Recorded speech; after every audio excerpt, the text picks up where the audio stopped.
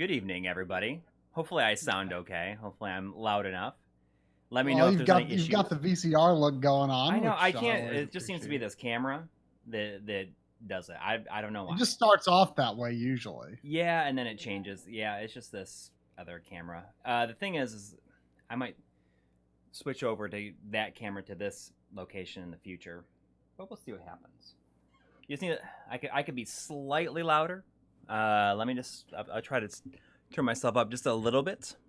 As long as you don't got that high pitched sound from the last Yeah. time. But you're pretty Just sure you a got pinch. that fixed. Okay. Let me know if it's better. If it's worse, I guess we'll see. I can always go a little bit louder. There we go. Yeah. There's no high pitched issues. I think it was just the USB power thing that I was using before. Mm-hmm. Right. But I'm trying to figure out like a more streamlined way to do everything. So I'm working on it.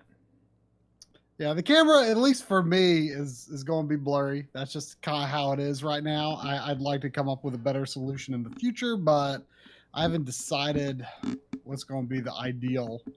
It's just because the webcam is so far away. Is Right. The situation. It's really the only place I have to mount it in this room, unfortunately. Well, it is what it is. So I am excited about this stream. You know, I think the interesting thing about this stream is a lot of people might assume, and I saw some conversation in the chat beforehand. A lot of people might assume that is this actually impressive or not? And I would like to hope that the thing that people walk away from with this is that it's maybe a little impressive, but it's nothing like crazy to like brag about. Like the point that I'm not to put the pressure on you because you haven't done it this way before. No. But the point that I kind of hope that people might walk away from this with is that it's very, very doable. Yeah, it's not as hard as people probably have built up in their head. I mean, I will say that when I was working on beating this game, it probably took me a couple of evenings instead of just one. But I can't remember like how many times I tried it in an evening. And then when it was all said and done, it's not that crazy. I honestly think like it's one of the easiest Contra games. Like I think Contra 3 is way harder, at least the US version. Yeah, and I mean it's kind of weird that I guess that I haven't done it, but I think playing as a kid, I think a lot of people probably just played with the code and never did anything, like never tried it any other way. Mm-hmm. Yeah, I think so too. I think it was so accessible and also so popular that people kind of just like, I think a good example is like the water temple in Ocarina of Time. When that first came out, people were like, "Oh my gosh, that one is so hard, so hard." And like a friend finished it before I did, and he was like, "Oh, this is so hard. Like here, I've got a guide, and like you just use it for the water temple." And I just listened to him. I just did it, and I was like questioning, like, was it really that hard? And I guess considering I like now know how to get through the water temple, I mean, I might forget a thing or two here, but like it's easy to just when people say like it is this way, it is too hard. Like you kind of just take their word for it and just like don't make a serious attempt. It's so easy to fall into that trap. And in reality, it's like it's actually very doable. Yeah. So yeah, I don't think Contra 1 is that hard. It's just it's infamous because it's popular and because it's so easy to cheat. But I don't want to say this is this is a thing I'm very proud of people to pull off, but it's in my opinion not as hard as Battletoads, any of the Ninja Gaidens, certainly Castlevania 3, again, at least the US version is harder. Yeah. So. Well, my intent, I'm gonna set it up now, is that my intent is to just keep on trying until I finish it tonight. Yeah, like I'm intending to just go until however long it takes. And also, just to catch up, there was a $2 donation from Container 7 earlier with no comment, but thank you. And Lucas signed up for Patreon. So thank you very much. All right. Well, I'm going to switch over. I'm playing on my OLED, so hopefully it's not going to put me at a disadvantage. Like 17 millisecond disadvantage. Yeah. All right. I don't think you'll tell the difference. Yeah,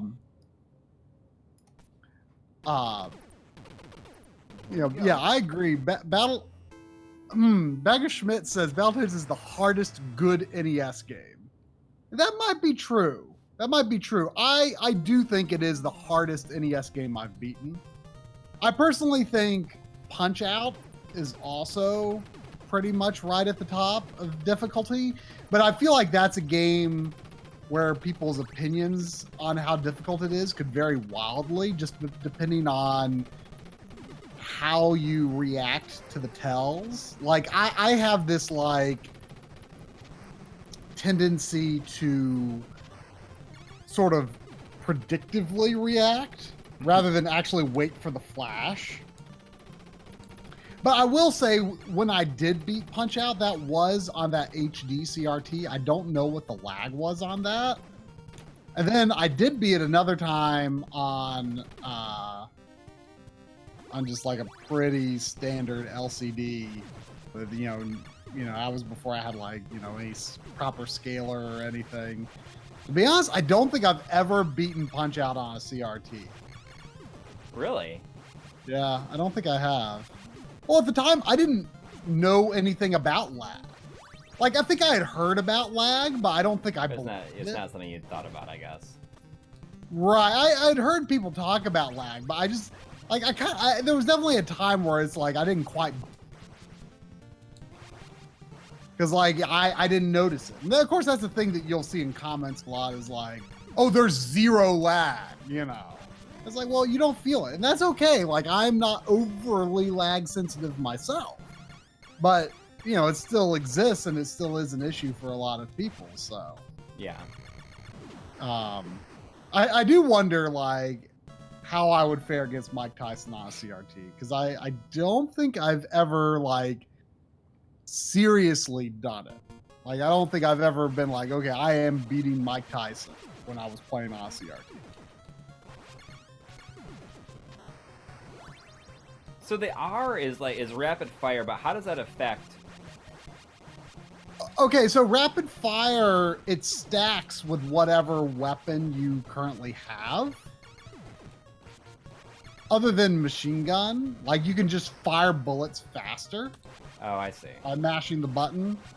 Okay. Contra 1 doesn't let you auto fire by holding B, right? Right. That's what I thought. In some of the games, like, I know Contra 4 does this, but I can't remember for sure on the others. Like, if you hold the button, you will continue to shoot, but you won't, if you tap the button, you fire faster. Regardless. Okay. I thought I was dead for sure there. Ah. I got rid of the spread for some stupid reason. Oh. That's alright, though. Now, what I don't remember is if you... I don't remember if you have a rapid fire, if it... if you replace your weapon, if you keep rapid fire. That I can't remember.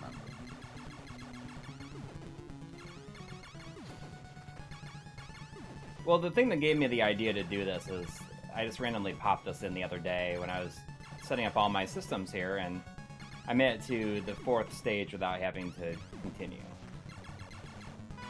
Yeah, we answer questions. I just, you know, I often get absorbed in the conversation, and I have a very much one-track mind, so I look at the chat, but you know I don't necessarily. I see a with everything. donation from Jonathan Hinson on the chat. You might want to. Oh yeah, there's $3 from Jonathan Hinson. Thank you. Things just got serious. Hotego released the Capcom CPS1 beta core for Mister. Also, you got this, Coury. Yeah, Corey showed me the video of that in action. I saw that there was like a, I guess an early video of like it was running, but there was like a lot of like the background tiles were like messed up and stuff, but it was operating, which was impressive. And then I saw the other video where like I didn't watch the whole thing, but it looked like it was running perfectly.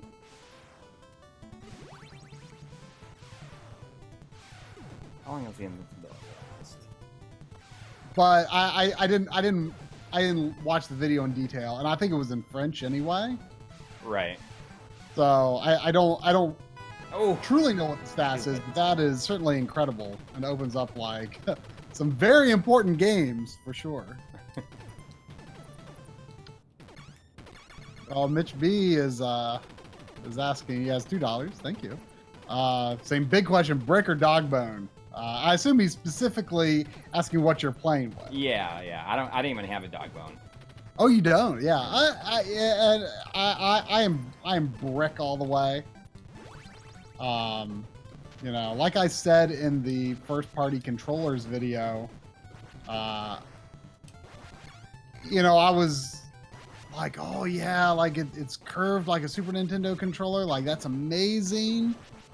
And then it's like when I actually had it, I realized like this is a solution to a problem I don't have. Yeah. Like I built it up in my head as this great thing, but it's like the regular controller doesn't dig into my hands. I don't find it to be uncomfortable. And yeah, it doesn't really do anything for me. Man, you got that that first arm fast. I've done that before, but I'm usually too afraid to like get that close to it at first. So I guess with a spread, you can't just jam on the button enough or too much, or else you won't get as many shots per shot. You know, if you hit it fast, you only get like 2. I guess it can probably only send out so many on the screen at a time. I mean, obviously, since you're shooting upwards from the very bottom of the screen, like there's a limit on how many can actually be out there, because like if you're shooting closer to the edge of the screen, I think you can shoot more just because of how the NES works. You know, when I was playing this the other day and I was having that good run, I realized that the laser is really good for these levels. I could see that. Laser, like, just isn't that fun to me, because, like, you really got to be careful about how you, like, when you send the next shot out. Like, Contra to me is all just about shooting all the time, you know? Yeah. For better or worse, you know? Definitely the laser is, like, a very good, like, pro weapon, I guess, you know? Yeah. But yeah, like the idea that you had to do this stream basically came from you were just like recording footage from it, right? And you're like, oh, like I did better than I thought I would. Yeah. I mean, the first level is easy because sure, because I've played it so many times. But you know, once you get to this point, definitely like you're doing good. Like the snow level is where things get real. But like still, and that snow level is the next one, right? Yes, it is. Now, are you playing? You're playing your real cartridge tonight, I assume. Yeah. I kind of thought at one point, like, oh, maybe you should play like you don't actually have a Famicom version. Oh no, that's all right. You don't have an actual Famicom version, do you? No,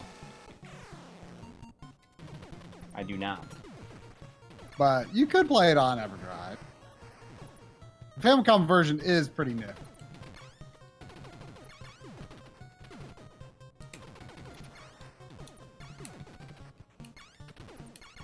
And the reason I was thinking, oh, I can just try as many times as I want tonight is it's not a very long game. I mean, how long do you feel like... I keep on accidentally hitting up. If you have the official PS2 component cables, I'm falling apart. Oops. I don't think there's like a compelling reason to get the HD Retrovision ones. You know, based on what Steve told us, like they are designed to a little better standard than like the Monster or the official. I think in particular, oh no, it's okay. You know, it is what it is. Yeah, I mean, you're going to take several runs anyway, you know. Yeah. But yeah, like the official ones are all pretty good. For PS2, like no real issues with those.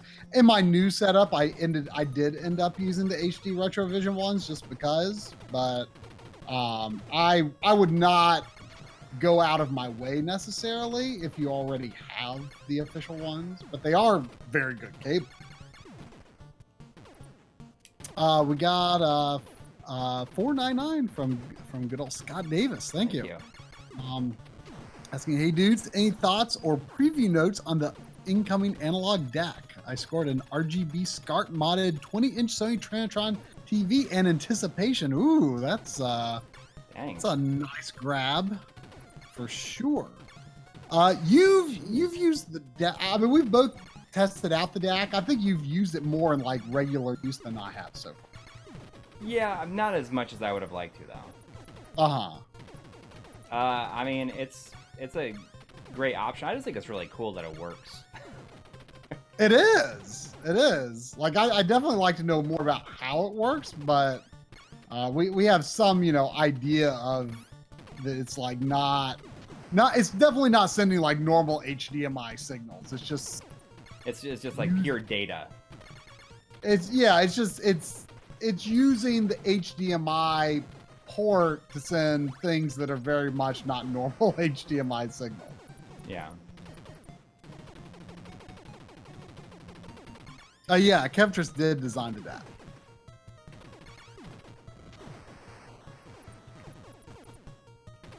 I do think I'm going to permanently hook it up though in my analog room, just because, you know, I'm going to have once I get my Extron, I'm going to have enough ports to use it. Like right now, like there's just not enough room on my switchers, but so I wasn't sure if I was going to have it keep it connected, but. We plan on making a video on it on the DAC. It'll probably be a mini. Yeah. Jeez. I'm psyching myself out. Like, I don't know why I'm having such a hard time on this. So there's 3 continues, right? How many continues are there? 3? I think so. I mean, it would make sense. There was a $2 donation from I Leave Butt Hurt, asking a question that I know zero about. Asking, did you guys hear Dark Side Phil? Is that how you said Dark Side Phil is DSP? 500,000 in debt? I am very ignorant to goings on. That very little of that sentence makes sense to me. Is that what's the story on that? I don't know. I mean, I don't really know anything about him other than he was like kind of known for like being really bad at games on stream or something, and making dumb decisions in games, like not understanding. I mean, hey, I can relate. Yeah. But I mean, I can't say that I've ever watched anything by him. 500K is that's pretty significant though. Yeah, that's unfortunate. I have heard that, doesn't he like run like fundraisers every year, like around tax time, saying he's gonna lose his house or something? Well, now I guess we know why. Right?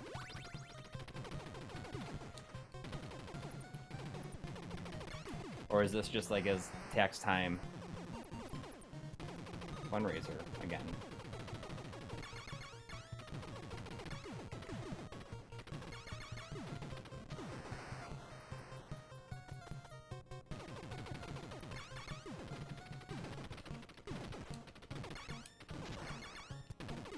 feel like I should just hang out until I get a better weapon. You beat Contra without the 30 lives code once, but not sure it really counts. Why would you not be sure that really counts? Totally counts. You can fail and fail and fail and fail. All that matters is succeed once. That's my philosophy when it comes to retro games.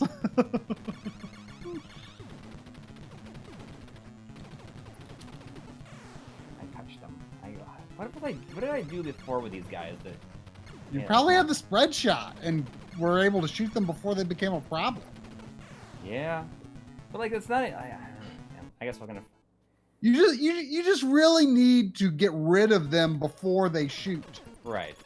And I think they only shoot down? They might only shoot down. Yeah. So just don't be under them when they stop, or get them. What I probably need to do. You know, just. The bosses on the behind the player levels are very much about like crowd control. Maybe. Yes. I mean, the first one, you know, maybe less so, but the shots that it can fire at you can definitely become a problem if you let too many get out. You farm lives via points on the first stage. And then zerged through. I guess that still counts. I didn't know you could do that. Like, is it a glitch? Like, how could you?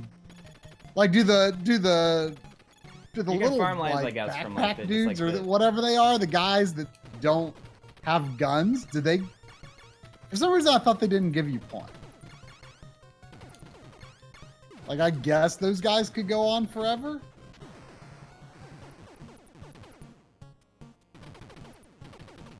Okay. A lot of games, like, don't give you points for, like, indefinitely spawning enemies. Well, maybe this was before that was a thing. I guess.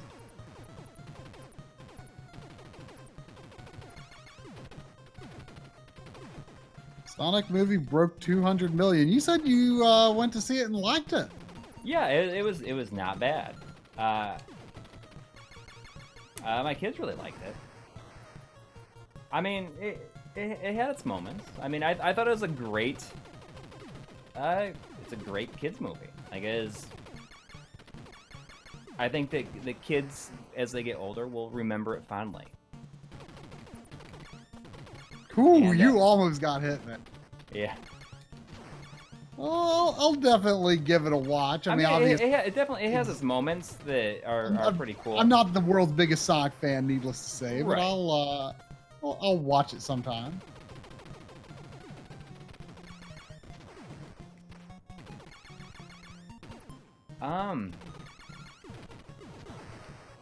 Was it better than Detective Pikachu? I mean, I haven't watched Detective Pikachu all the way through, so it's hard for me to comment on. Yes, I have beaten the Famicom version of Mario 3. I actually kind of default to playing that version nowadays. Just, you know. I always thought this thing looked like Optimus Prime. Oh, I forgot it has. I can see that. This is where, like, spread is really good, because you don't want those... You definitely want to stop those bullets before they... Because they kind of do a little... I didn't realize. Yeah. Yeah. Spread is so good on this boss because you can easily get them before they go anywhere.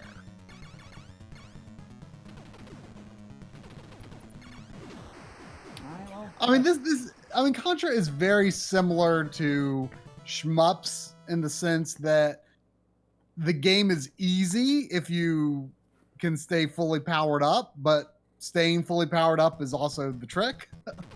You know, you get hit once and you lose it. Of course, Contra is different in the sense that you just need that one magic power.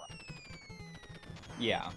And then the game is relatively easy, but you just got to be careful to keep it.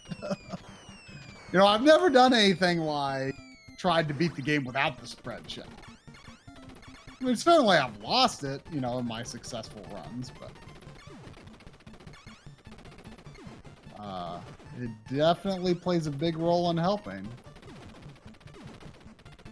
I always love the music on this level. Oh yeah, it's pretty good.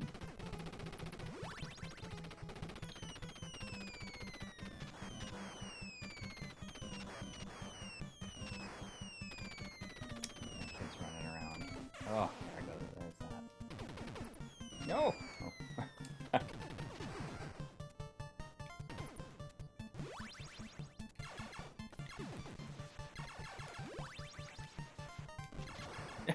I don't even know how that happened. I feel like that attack like went. Oh, that. Like I changed direction. That screen clear thing went backwards. Yeah. That's weird.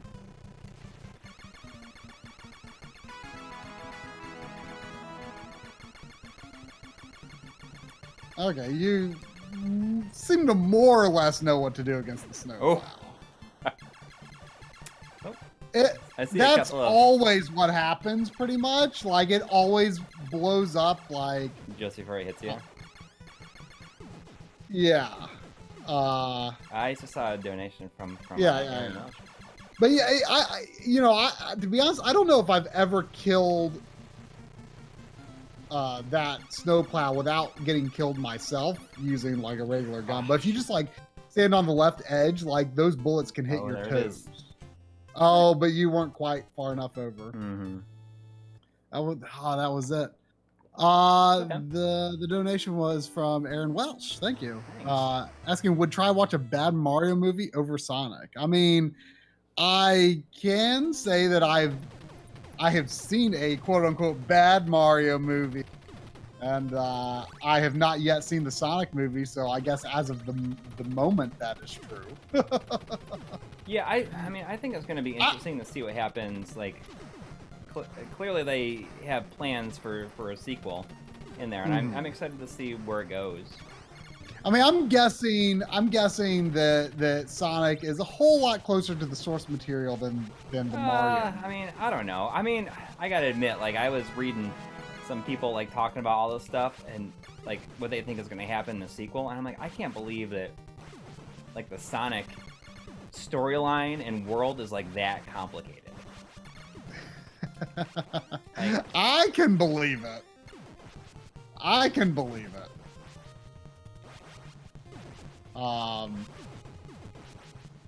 But I personally kind of enjoy the Mario movie. Oh yeah. Like, kind of what you said about that being like a good kids movie. Like, I feel like the Mario movie is, you know, in spite of all the horror stories about it being like a terrible production, I feel it is ultimately a relatively competent, you know, I don't know if kids movie is the word, but like, you know, PG adventure movie from the early 90s. Like it does not feel like poorly made. It certainly sure as heck is pretty weird for Mario, but I think it is an enjoyable flick. Yeah, I mean, I thought it was interesting and not bad when I know I just died on there. I don't know. I psyched myself out for some reason. Wasn't paying attention. I mean, I liked it when I saw it in the theater, and I never felt like it was like a bad movie. No, I you know, the first time I saw it, my parents, you know, I mean, it was completely unasked for, but you know, my parents got it for me on VHS for Christmas. And like, I was kind of expecting like, oh, this is gonna be weird, isn't it? Like, not that I think I had heard anything about it at the time, but I don't know, like, I wasn't like enthused about watching it. And I watched it and I was like, yeah, that was fun. You know? Yeah. I mean, I was probably like 9. Also, there was a donation from Justin Sison, $5. Thank you. With that pair emoticon lifting weights going, keep it up. I proceeded to die on the first station, die on here too. I don't know why. We just gotta play Contra to your training montage. Yeah, basically. Have you ever seen those videos on YouTube that have like that scene in Commando where Arnold Schwarzenegger kills like 1 million soldiers? And they like have the Contra music and like replace all the sound effects with Contra sound effects. I think I have seen that. It's been a long time now. Yeah, that's a pretty old video. It's amazing.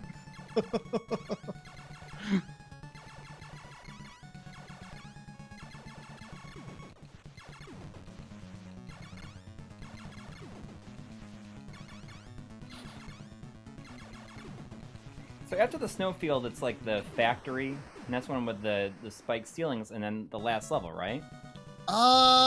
There's 2 levels. There's the hangar. I always forget what order it is, but there's the hangar and the energy zone. Okay, yeah. And then the last level. What? Joe says I look like I'm in a chair with life support tubes hooked up. I guess I could see that the way this microphone is positioned. I need to get a better camera situation. Life support tubes. What can I say? A change of angle could certainly help, I'm sure. I'm not loud. Huh? Is that the only time that the barrier appears in the entire game, basically? No, there's definitely a part where it appears in either the hangar or the energy zone and is useful. Like, actually very useful. There's a pretty long portion that you can just safely just like charge through.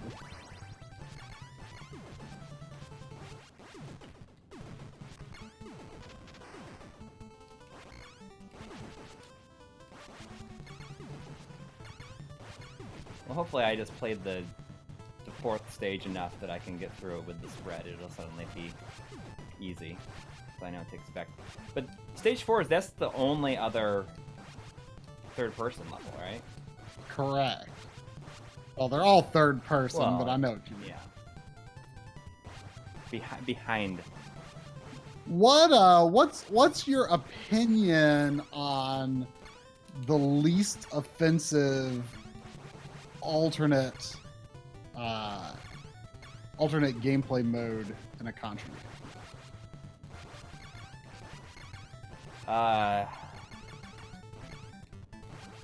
I think that this one is probably the best one. So I agree. I kind of like these levels. Like, the third one was impressive at the time because of the rotation. Yeah. But I going back to it now, I kind of find it really difficult to play. Yeah, it's kind of obnoxious. And the overhead in Super C, like I've heard a lot of people like say that it's like the best alternate one, and I think I kind of bought into that mentality for a while. But in retrospect, it's like it's so boring though. Yeah. I like these because it moves pretty quick. Yeah, and I don't know, they're different. There's nothing bad about them. Like, it mixes up the gameplay in a way that I don't think is bad.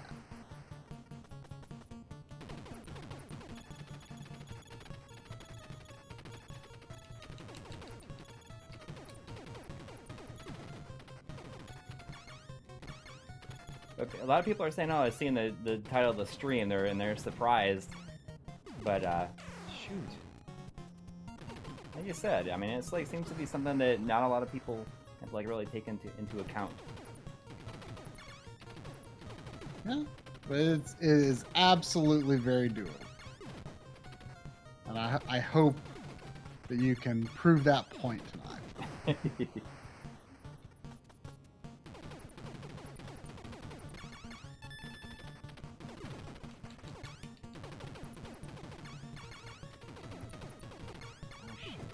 Well, you can shoot faster with the R power up. Well, actually, Right. It might be more noticeable in these levels, possibly.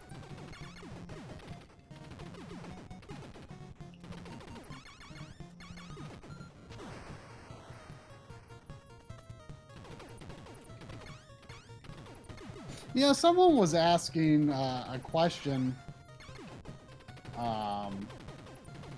in a comment this weekend, asking if the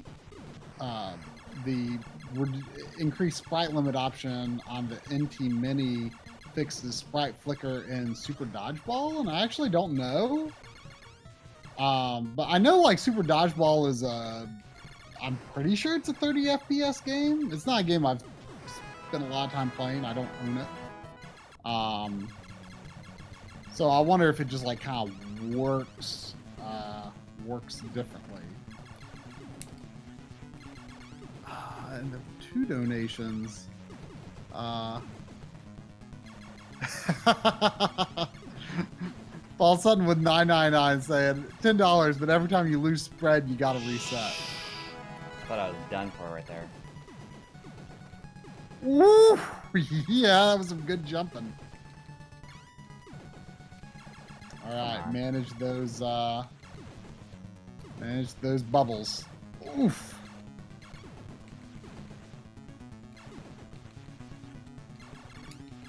Like, I would say always prioritize getting rid of the bubble before shooting the face. Because as long as you get the bubbles, you'll shoot the faces eventually.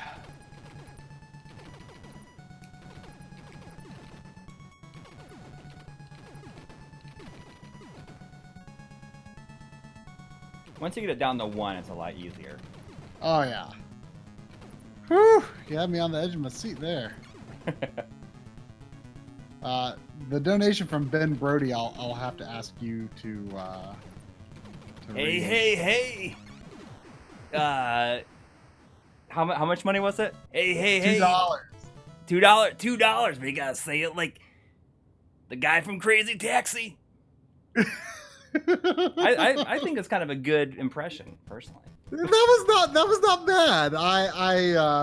It all came rushing back to me with that impression. I was struggling to remember what it sounded like.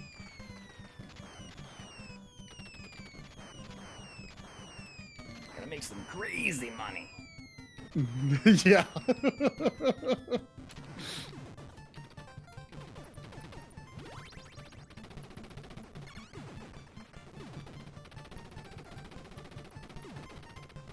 Oh, sure. Just seen that coming.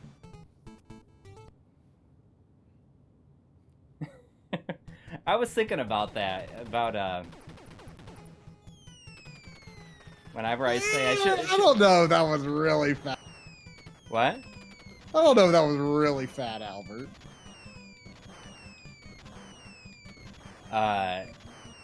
When I say I should have seen this coming, I found out, like, I realized I say that a lot, and I recently realized, like, where I got it from. Do you remember the old Star Wars parody Troops? I've never seen it. But... Oh, wait, are you talking about a YouTube series? Well, or it wasn't. It was like way pre-YouTube. It was like when it's like about stormtroopers, and it's like modeled after cops. I know what you're talking about. I'm pretty sure I've seen it now that you say it. It's just been so long. But there's like one section of it goes into like how Uncle Owen and Aunt Beru died. Uh-huh. And it's just like because they were having like a fight and the Beru was drunk, and like the stormtroopers have to go and they got called for a domestic disturbance. Uh-huh. And like he tries to, like, the one guy, like the main officer, tries to talk him through it, but then he was gonna like take her to like a detention center. Mm-hmm. And she like wrestled away like this thermal detonator, and he's like, I should have seen this coming.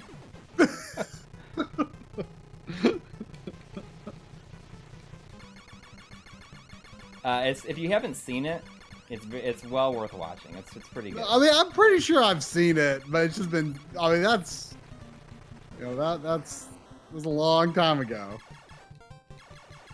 There was $10 from Justin C. Thank you. Thank you. Saying thank you for all your awesome videos, all of them. Well, I don't know about all of them, but thank you. Love learning new things about the systems I grew up with. And finally, Contra. That's right, Contra. You know, it's interesting. I was talking to our real estate agent. We saw him at the park today. Oh yeah. And I had posted on Facebook. I had posted the Analog Frontiers on Facebook, and he's like, "I watched your documentary, and it was really good." And I was like, "Thanks for telling me that." I mean, that's like, you are exactly the kind of person that it's kind of aimed at. Right, right. Somebody who like doesn't really know about any of this stuff. He's like a little bit younger than me, maybe like a year or two younger than me. Mm-hmm. And I mean, he doesn't like, older really than follow me. the stuff, but he was like, it's like so cool. Like I didn't really know about any of this stuff. So he knew that like you kind of did this stuff, or was it just? Yeah. I mean, he knows about it, but.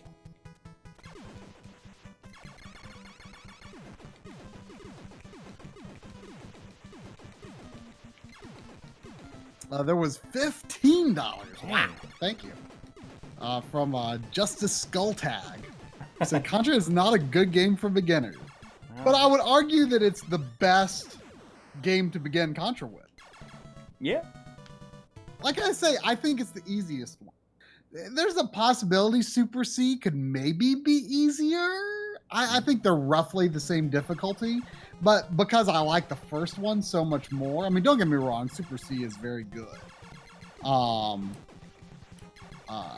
Because I've played the first so much more, like Super C is always harder to me, just because of familiarity. Right. So I'm saying you missed Paul Sutton's. I'm pretty sure that you didn't. Did he say he's the one? I believe the last one he did was $1, but every time you, maybe they're saying you missed it because every time you lose spread, you have to reset. Yeah. I would like to point out though that he said $10. Every time you lose spread, you have to reset. Does fire come out of that? I've not seen $10 in that donation.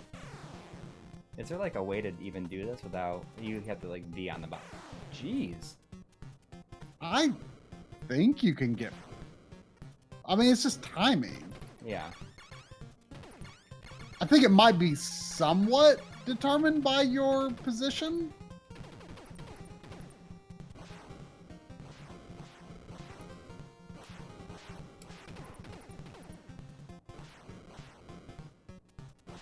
Not to psych you up or anything, but like I always kind of thought that these next two levels were probably maybe easier than the snowfield.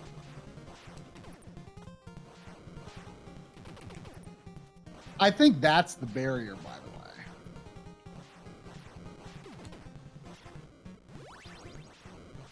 I'll get that then. Yeah, now you can see it's in a really useful spot. Like the football player is the boss. Yeah, that's a good way to put him. it. Man, that barrier lasted way longer than I thought it did. Yeah, you could just jump over him. Like, it looks like a tough jump, but like, I find that it's not as tough as it looks to jump over him. Like, I think the hitbox is somewhat generous in your favor.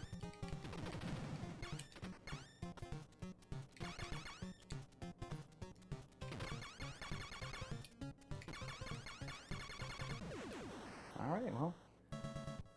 Now this is the hangar is this next one, right? It's the one that has the spiked ceilings, right?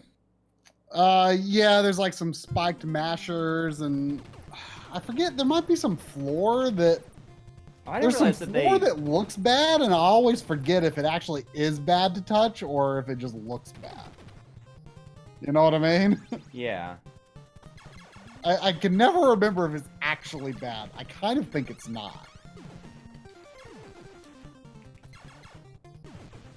I didn't realize that they reused the first level music here. No. Oh yeah, this level you want to take a little slowly because of those Right, I do like remember walls. There's no, there's nothing obvious in the floor until they actually come up. Wasn't that boss a monster from TMNT? It does look like something from TMNT. I forget if that boss is in the arcade version or not. No, it is like the arcade version like combines all these levels into one big long level. Right. Like I think Snowfield Onward is like one big level. Yeah, I don't even think there's an energy zone in the arcade version.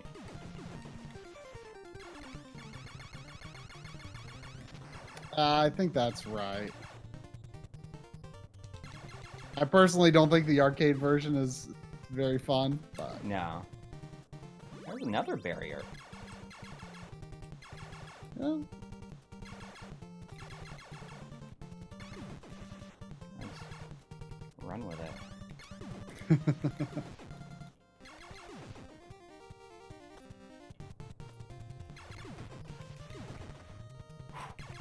Alright, well. Oh. I was like all up on that.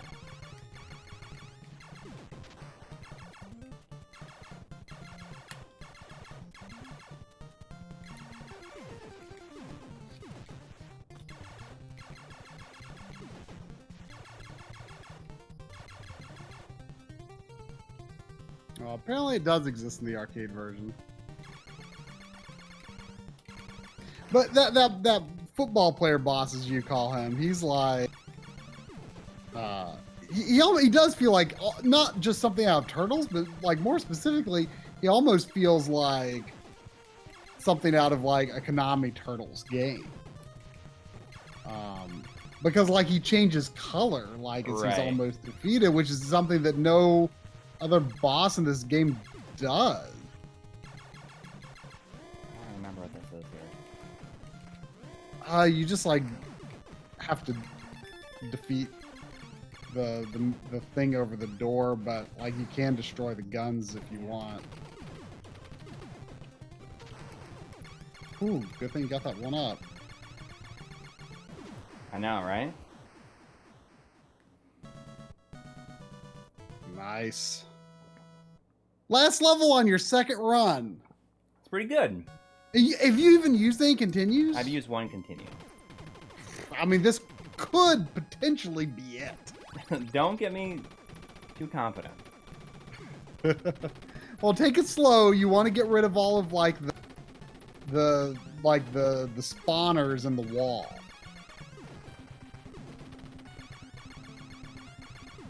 Now, in the Japanese version of this, the floor and ceiling would be all like wriggly and writhing. Yeah. Amazing.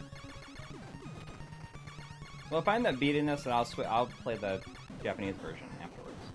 Yeah. I don't think there's any difference in difficulty as far as I know. But it definitely has some very cool visual flourishing. These are the things you gotta make sure to get rid of? Yeah, you don't want to leave any of these behind because those spore things will definitely catch up with.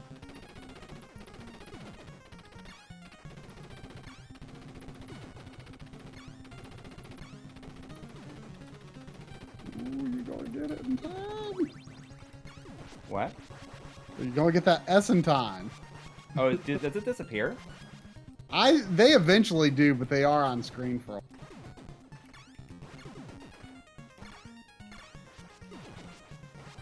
while. Oh, there's 5 Canadian bucks from Richard Dieterman. Thank you. Have you guys heard anything about when the Super SD System 3 will have another production run, if at all? Love your channel, guys. Oh, interesting. I didn't realize that. Yeah, is it not in stock anymore?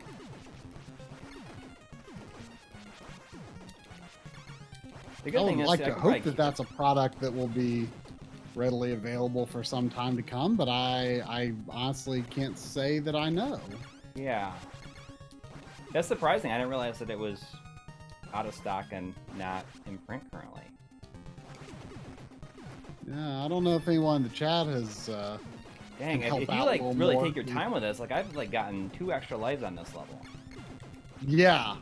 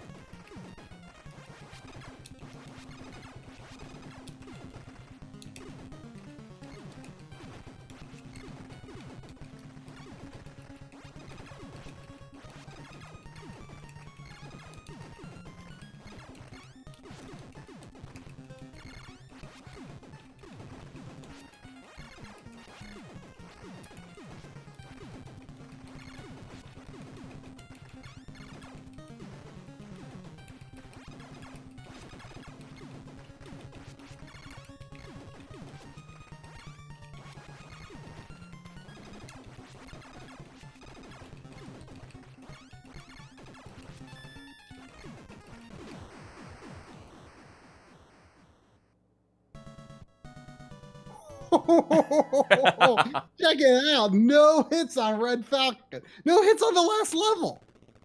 Like, you got there on your last life, didn't you? And then you end the level with 4 to spare. Yeah. So, check that out, everyone. Contra 1. Not that hard. Not to downplay Coury's accomplishment here. It's a... Official. Mario 3 more difficult than Contra. It's official. Oh, there's $5 from Sage Green. Thank you. Thank you. Good luck, guys. Remember, jump toward. Whoops. Jump toward the footballer when he throws 2 shuriken to dodge. Well, if you do play the Japanese version, you can put that to use. Yeah.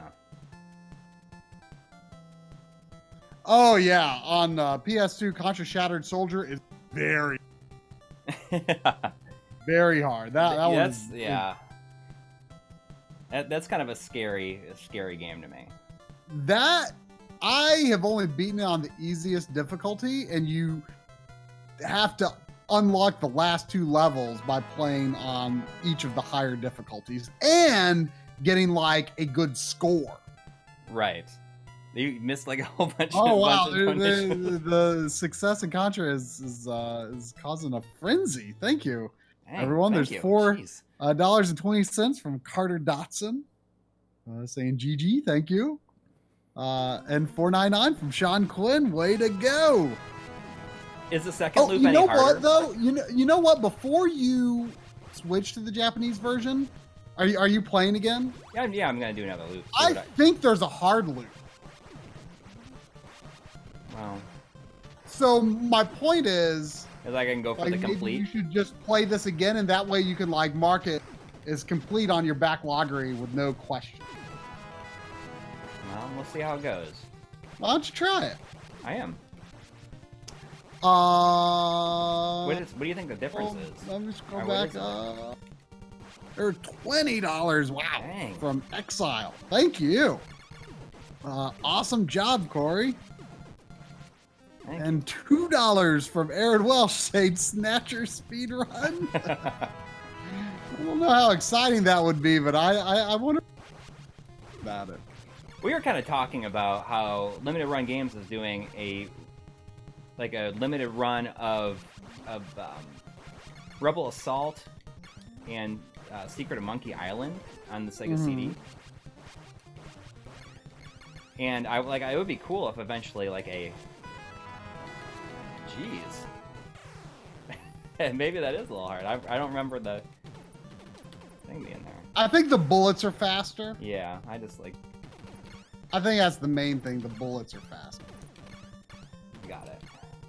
But I mean, it would be cool if somehow they were able to do a reprint of Snatcher. Or Popful Mail. Yeah.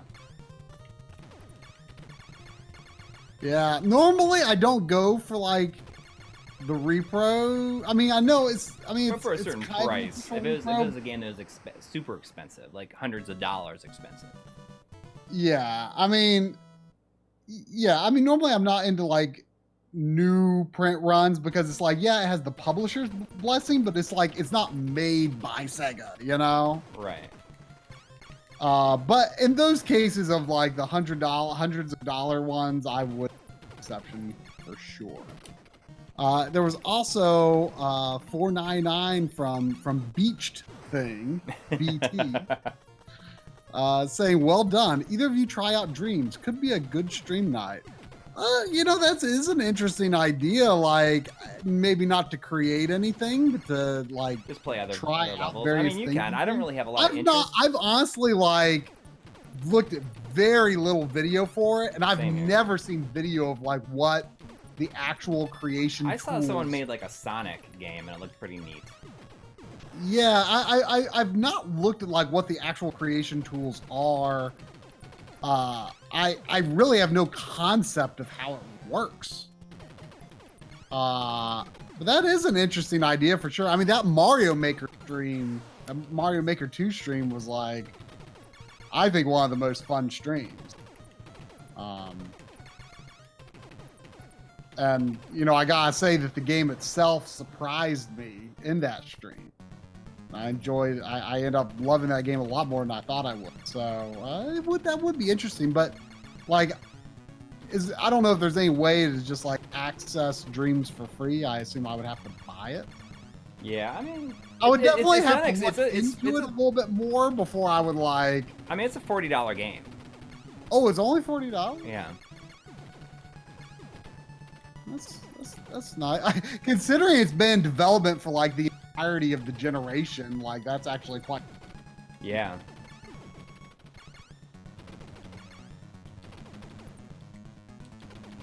And really, I almost wonder if they're like thinking of it as like something really cool that like will be available like for people to play with on the PlayStation 5, because like it's coming out so late in the generation, it almost feels like they have to be thinking of like what role can this play in the next generation. Contra Force is playable, but it consistently runs at 30 FPS as the FPS target. Yeah, that is a game that you know, I kind of want to say that Castlevania The Adventure on Game Boy is a similar situation, because there are some ways you can like manipulate the game speed, like on ladders, or ropes, I think it was, where it's like this feels like the speed the game should run at. Like Contra Force is just like constantly like slow-mo. It is an actively bad game. There are not many games that I will say like this is just bad, but Contra Force is bad. And for the longest time, I actually kind of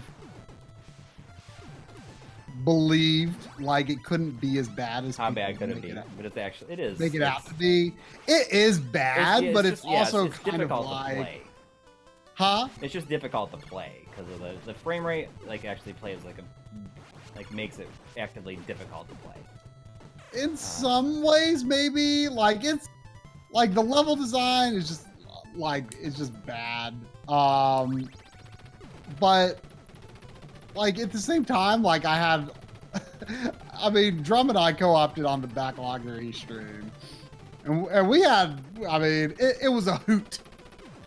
In that context, like I will say, I mean, we had a good laugh. Like it's definitely like the kind of bad where you can like have a laugh at the game's expense. Yeah. It's not.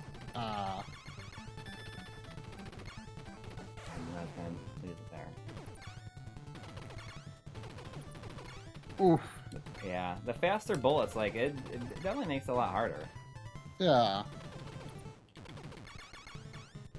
But yeah, it's a bad game, but I would agree that it's playable. Like, part of me still kind of wants it. I've actually seen its price go down a little bit recently.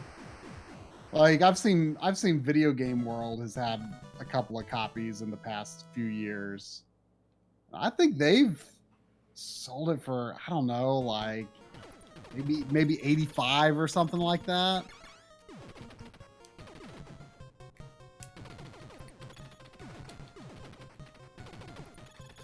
I'm convinced Contra Legacy of War on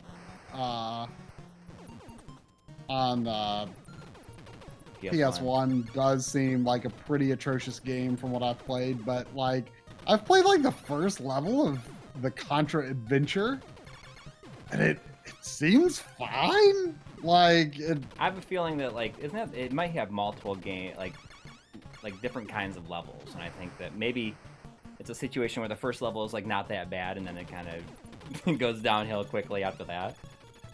But I don't know. I mean, but you know, we assumed for so long that Neo Contra was like bad, and it's like amazing. True. It's amazing. Like it is legit like pretty amazing. Like it's so good.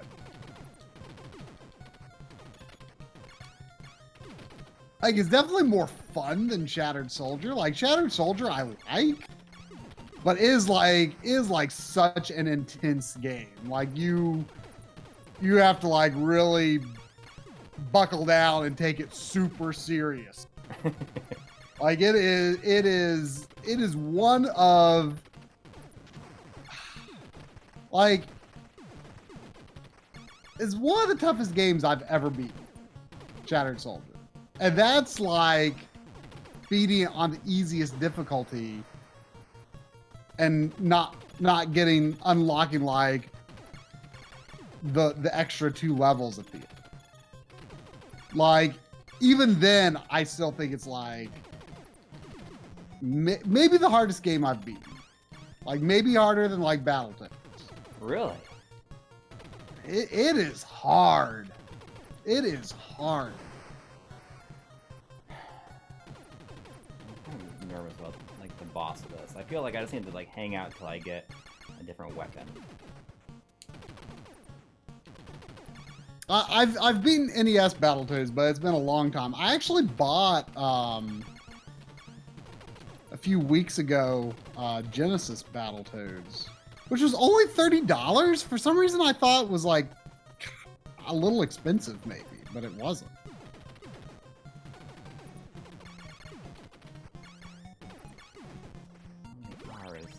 I always get the R. There's nothing wrong with the R. R is good. No matter what weapon you have, R is good. Yeah, I'd like to stream the Genesis Battletoads sometime. I don't know much about how different it might be. But that's definitely a stream idea I've got. Yeah, I see it. There was Sean Quinn again, $4.99. Thank you. What's the best and easiest way to play arcade ROMs on a TV via HDMI? I love MAME on my PC, but was hoping something like a Super NT exists out there. Well, I mean, certainly for earlier arcade games, the Mister is becoming pretty viable. Yeah, I'm so excited to try out the CPS1 stuff. Yeah, that's not officially released yet, I take it? No, it's in beta. And you can get access to the beta test if you support him on Patreon. So like after Protego? like, what? Protego? Yeah. And I'm gonna sign up for it. Yeah, and Neo Geo, as far as I understand, is I've not actually tried Neo Geo on Mister yet, but as far as I understand, like it's extremely good.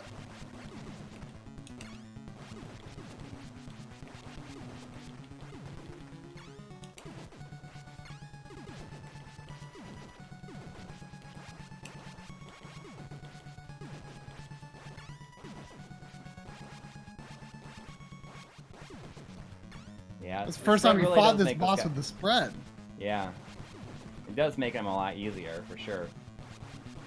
Do we? I don't know if it's believed that. I don't know if it's believed that if like CPS2 is going to be possible on the current Mister or not. I feel like it's gonna be. It will be. I mean, I'm not the person to answer that, but I bet you it's possible. I actually got my Neo Geo MVS going this week. I just kind of need to figure out what I want to do for controller for it. But it looks amazing for sure.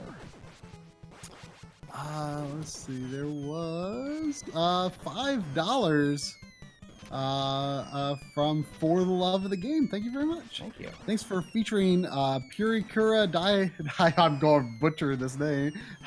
Purikura Daisakusen on the Saturn. Daisakusen. In RGB episode. Really great game. More games need invulnerable dodge roll. Come on. I actually played through. It didn't feel like a bad jump when you made the jump. It didn't. And it just wasn't enough. Yeah. Is it possible to kill this thing if you don't have like a gun? If you so basically get like as soon as it appears, like get to the far left edge of the screen, just then tap right, and just stand there and just mash, and you might win.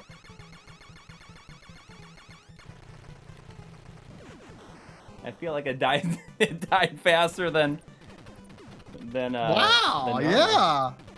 Lucky. I've always struggled with that if I didn't have a gun. Oh, shoot, I was looking at the chat. Oh, you can't look at the chat because you never know when the turrets are going to come up. Yeah. Speaking of invulnerable dodge rolls, I played on the Switch this week. I played what's the full name of the game? Momodora Free Under Light or something like that. Right. That has an invulnerable dodge roll that was kind of fun. It was a pretty good game overall. I liked it. Did you see the 20? There's 2 donations. I don't know if you got both of them. Did you see the $25 one? Oh no, I did not. Jeez.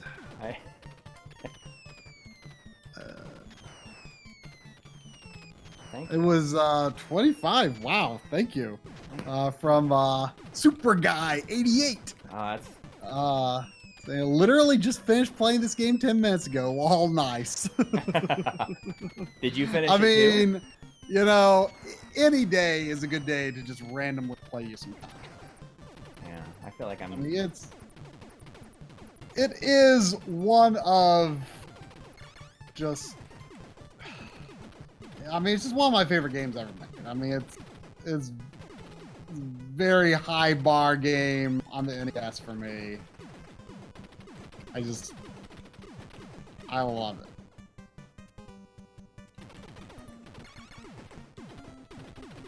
Like, it's probably just like the best, like, pure, like, action game on the NES.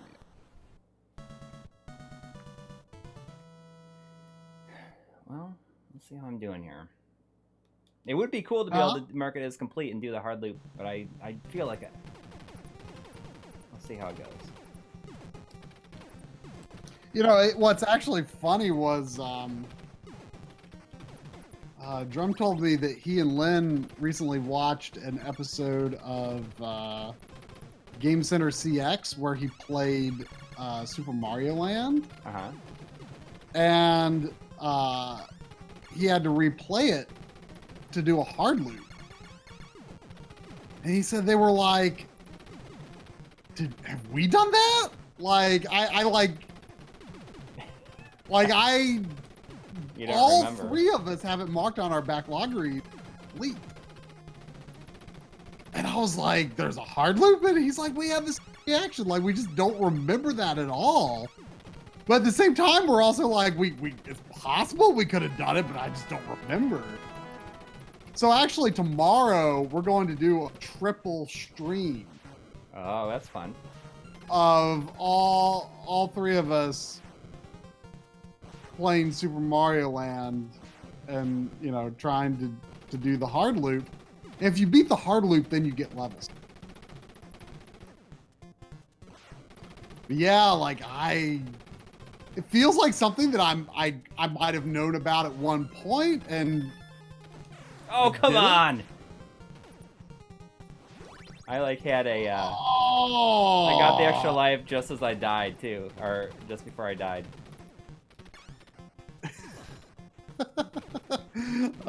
Joshua Helmke donated $5 courtesy of Jeff O.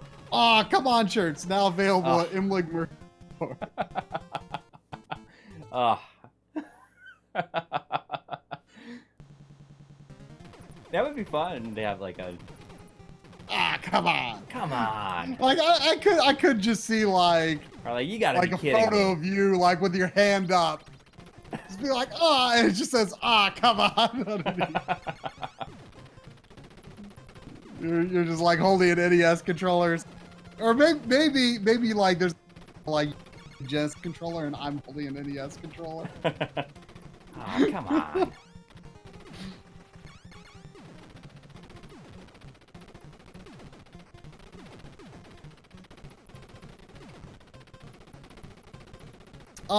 Engine UK, I stream every Monday with Drumble and sometimes Lindis on backloggery.com.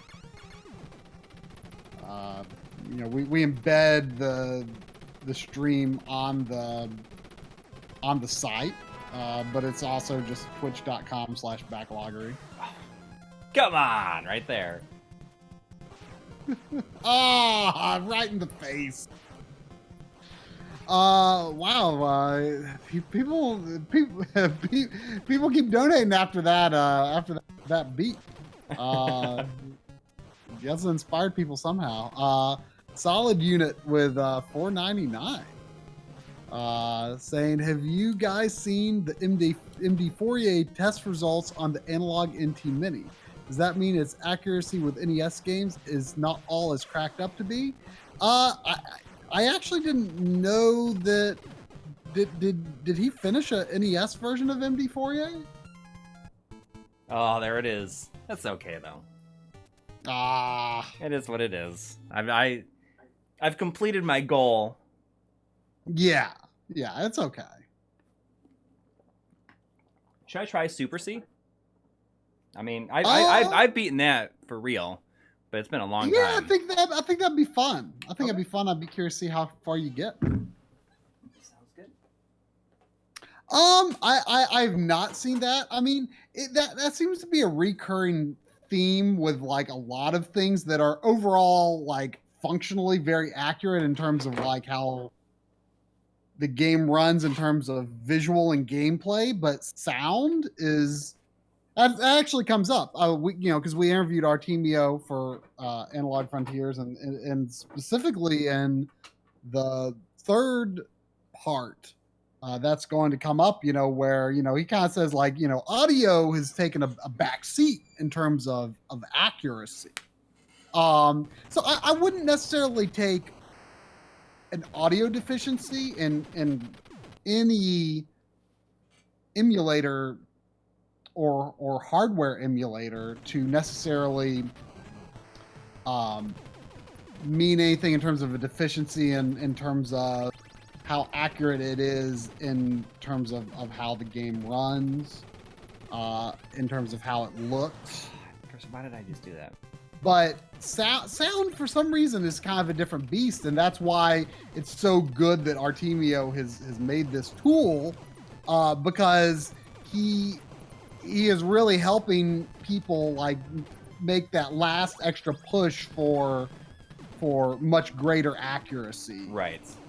In an area that people struggle with, because sound is more subjective. It's easier, more up to the interpretation of how it's heard. And even though you would think like just replicate the hardware the same way, like it doesn't seem to really pan out that way all the time.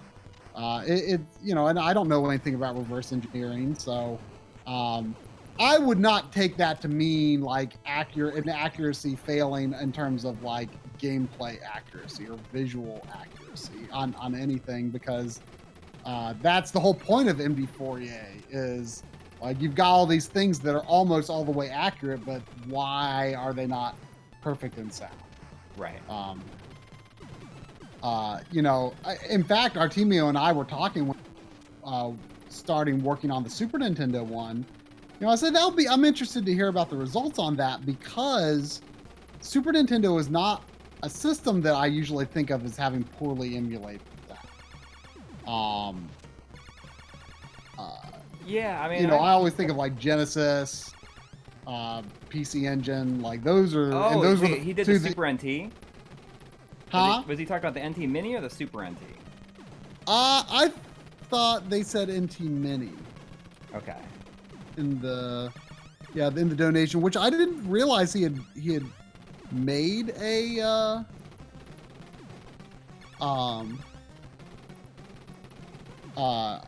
that he had made a NES one. Coury is just using the real NES. I mean, he's playing on a real NES, and that's the controller he's got. Yeah. Is it the one that you swapped the outer shell with a NES Classic? Yeah, it also has the. Actually, this is it's an NES Classic shell and controller, but it has the mod kit, the 8BitDo mod kit in it, which I think is better than the. Like using the mod kits are better than just like the standalone controllers. In my experience so far, that's been the case. But as far as the you know, the NT Mini goes, I actually, and there's quite a segment on this in the NT Mini video.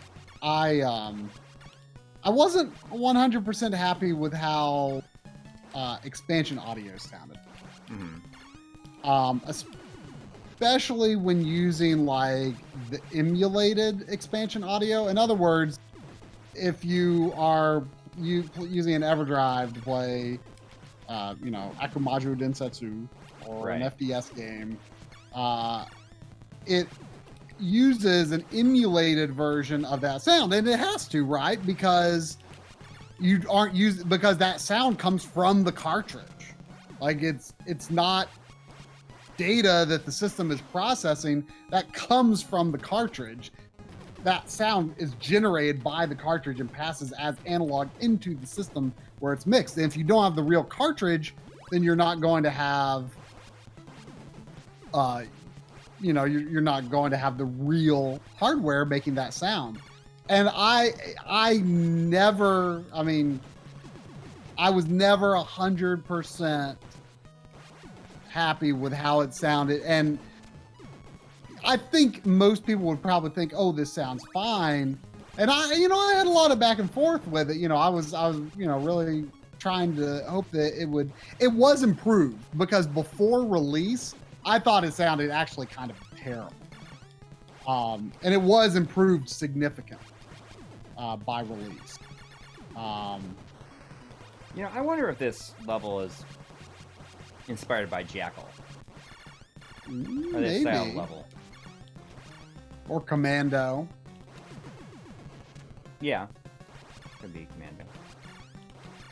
But yeah, I mean, to me, like, and you have to keep in mind, I'm not an audio in the slightest. You know, I don't have a wonderful ear for audio. Mm-hmm. And like, even for me, like, I feel like if you haven't real Akumajo Densetsu cartridge, like, nothing that I have heard replicates that sound to me. Like, it sounds warmer and richer to me than any emulated version of the VRC6 chip. Like, I really like how the real cartridge sounds. It just sounds amazing. Look how fast that spread is with a rapid fire. Wow. Although, you know, I'm curious to see how on the the retro ABS stacks up sound-wise to, like, huh? MD. I'm excited to see how the AVS stands up sound-wise. Yeah. Something that came up actually in a Retro RGB podcast from a month or two ago, maybe. That I did not know, but apparently this is like certain circles, commonly held knowledge. That apparently of all NES models, the AV Famicom is considered to have the worst audio. Yeah, I remember seeing like the tweets about it. And that blew my mind. Like I never noticed that anything was different about it. So when I say, and now you're like, oh, should I? No, because to be honest, I'm not even sure if does the NES RGB board even work in a regular Famicom? I mean, I sure as heck am not playing with a Famicom controller. Right. Unless they were modified to be longer or something. But that was news to me. I mean, I certainly don't feel bad. I mean, like I said, like I love how the sounds on the real system, and that's my basis for how I've heard it. Because I have like a original Famicom, but it's just a prop. It doesn't seem to work.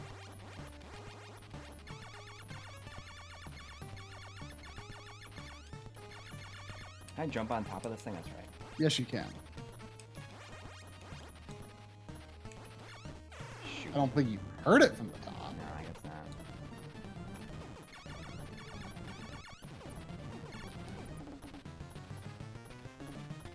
not. Coury and I co-opt, like, I want to say before my life in gaming, we co-opt Hardcore Uprising, and it's amazing. Yeah, that was a long time ago. I feel like we did it on a backloggery stream. It was a backlog. And that's the time when I died, like, just as the last boss, like I didn't make the jump or something like that. Oh, right. Yeah, and you didn't get... But the next day we went back and did it again. Yeah. Oh, I thought that was like the boss of the level.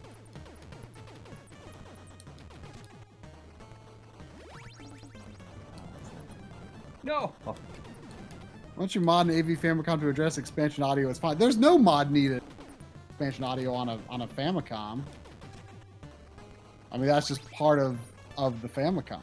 All Famicoms are, have the right pins to accept that.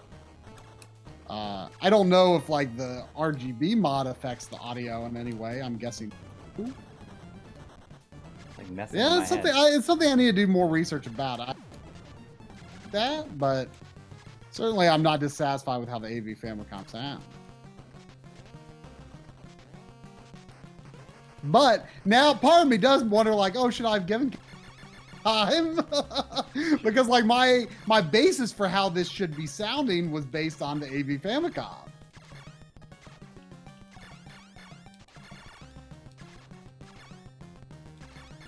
But also, like I was saying earlier, I was telling Artemio, like, oh, I never like thought Super Nintendo systems as sounding very different from each other, or for being badly emulated. And he said, yeah, I kind of think the same. So it'll be interesting. And he did find that. I want to think he said like the Junior sounded different, So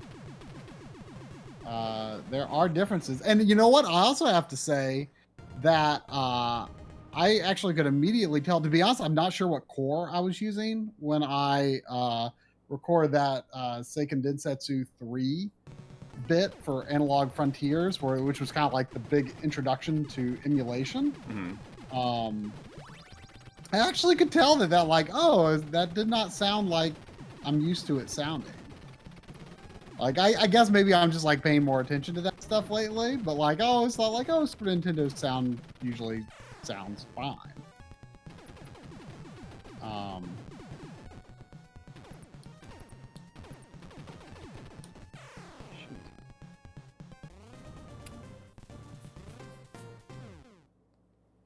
How many continues? That level is usually where I get my game over, when I'm just, playing Super C cold. And then usually it's just like, oh, I was just footage or something, so I don't like bother. Right. I mean, you get a variety of stuff by that point, anyways. Yeah. So I wonder if I should do I put Contra on like the games I played this year in the next one? And say like, oh. Yeah. Why not? I'll tell you though, like I just need to sit back and like actually play some games. I said I was gonna do it this weekend, and I ended up doing a whole bunch of other stuff to this basement. But I'm basically to the point now where I'm just gonna like start on the episode, and just I'll figure out things that need to change or I need to optimize. You mean for the next episode? Yeah. I mean, I'm gonna start because we have most of the first party controllers like already written, or your stuff is already done. Yeah. Shoot. Because I was just afraid that like I would totally, it would totally fall by the wayside if I didn't do it. Oh yeah. I mean, and it's true. It probably would have. I mean, but this week I'm gonna just like be working on that pretty steadily. And who knows? I mean, we'll see how fast it goes. And speaking of Seiken Densetsu 3, do you realize that the remakes of Final Fantasy 7, Resident Evil 3, and Seiken Densetsu 3 are all coming out in April? Really? That's nuts. Yeah. And like all three are like among my most anticipated games this year. Sad as it sounds for that to be like remake. That's what I should play. I should play the Collection of Mana version of Seiken Densetsu 3. Just because I've never. What do you mean? Played That's it. what you should. Oh, you mean just like your next game to play? Like yeah. Casual? Shoot, that's a great idea. Have you ever beaten the game before? No. Like I've barely made it anywhere. I played like less than an hour of it. So you want to play that version before? Yeah, I mean I might as well, right? Yeah, I agree. I think that'd be the way to do it. I actually almost played Final Fantasy Adventure on the Collection of Mana this weekend. You played what? I thought about playing Final Fantasy Adventure on Collection of Mana this weekend. I think that is how I'm going to end up, even though I like Game Boy cartridge this year or last year. Like for some reason I feel kind of compelled to play it on the Switch. I don't know why. Like it's actually even got like a you can't totally get rid of the background, like, but I kind of that annoys like me. the border on it. Like if I was playing it on my TV, I think it would annoy me, but like on the Switch screen, it doesn't really annoy me. Yeah, which kind of makes me want to play. If I'm going to play Trials of Mana, maybe I'll just play the ROM version of it, like the extracted version. Because I haven't looked at the board. Or I don't remember looking at.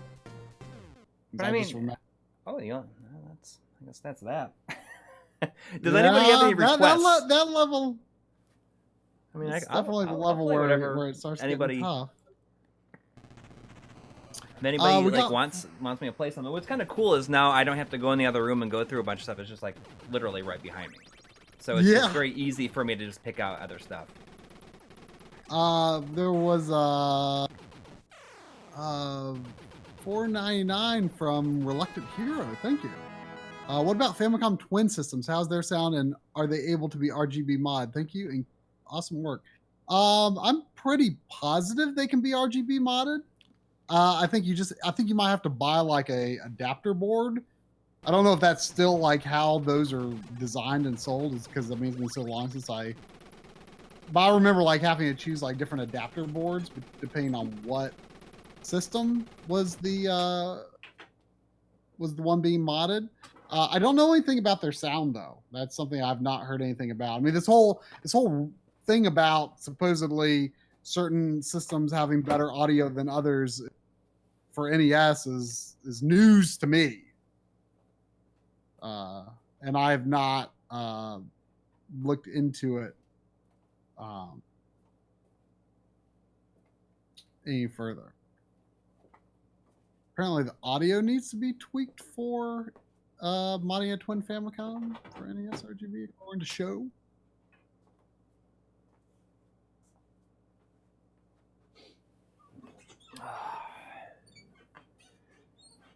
I mean, I don't know if better than a twin Famicom or not, or around. I really don't know. But personally, I do not think the audio was bad on it. Like I would like to know more about why people say that, but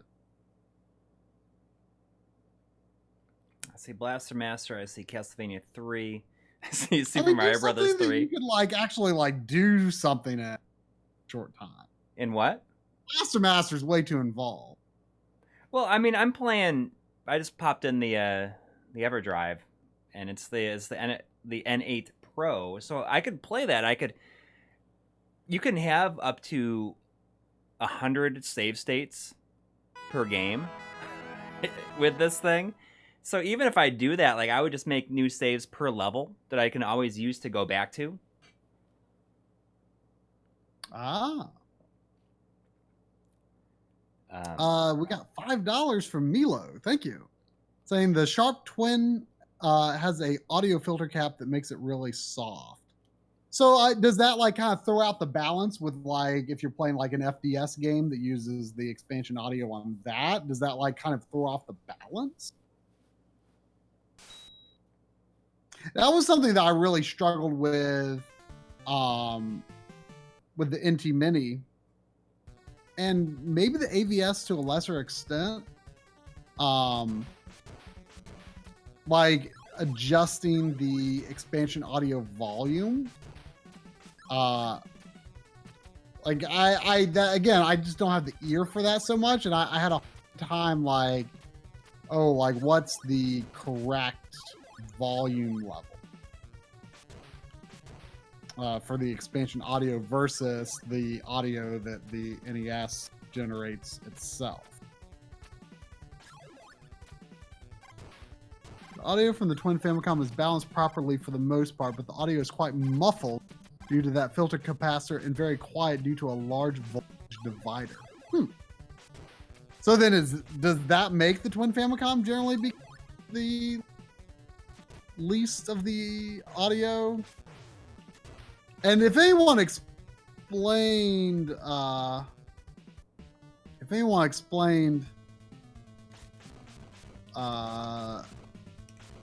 anywhere about the AV Famicom audio, I missed it, but I would be curious to learn more on that. What is the control thing that you can do in this? If you hold it, you only have to press a direction to be able to jump back and forth, or you only have to hit A. Like if you're going back and forth. Oh yeah, didn't I discover? Yeah, it's even in the manual. Is it down and B that does it? I think you just hit a direction and you jump off the wall. I don't think A. Try it, because I think like the last time I played this, I discovered that now. What? Down and B. Someone is saying. That seems. I mean, that's not even jump. Andrew McCormick, there is a My Life in Gaming Instagram. I'm the only one that checks it. I don't think Try's ever even looked at it. I don't post on it very often.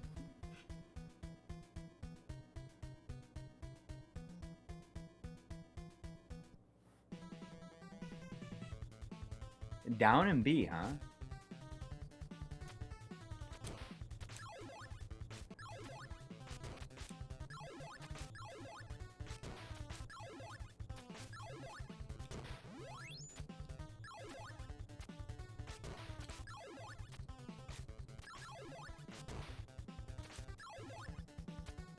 I have very vivid memories of playing this game after going to after being in my Cub Scouts Memorial Day parade. I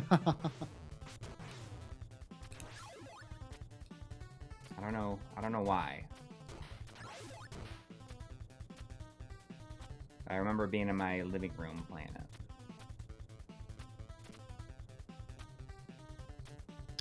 All of a sudden says, I think I'm the only person that really likes Wrath of the Manta. Like, really likes. Is it Wrath of the Black Manta? Is that an NES game? Yeah. I feel like I can sort of see the cartridge in my head. But it's I feel like it has like a picture of a ninja jump kicking on it. Looking at to sink in. See, so I can go to save state. I can make and do up to from 0 to 99 save slots. So when that screen is up, is the game moving? No. Interesting.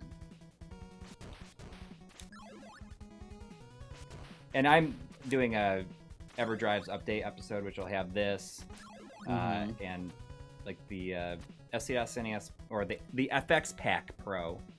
Yeah. And just like all the updates that have happened since that video. I wonder how well people taking to the new name of the SC2 SNES. Like, if you really think about it, like, it's a much better name. Like, SC2 SNES is not a great name, let's be honest. Yeah. But, like, it's become so ingrained at this point, I can't see people having a hard time switching.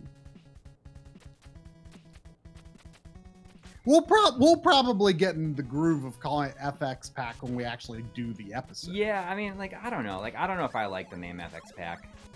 I mean, I don't think the SD SNES is an amazing name either. It's not an amazing name.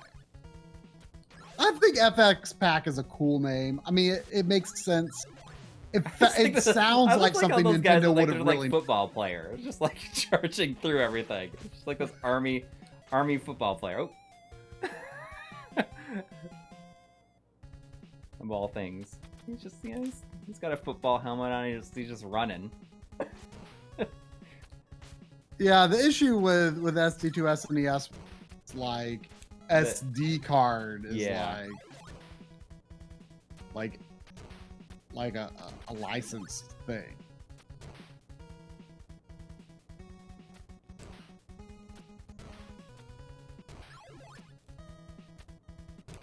Jeez. I mean, the reason it's not called an EverDrive is because it's not designed by Crix. Right. Even though he sells it. He helps or produces it. He helps produce it to some extent. Yeah, I mean, he is not the designer. Right.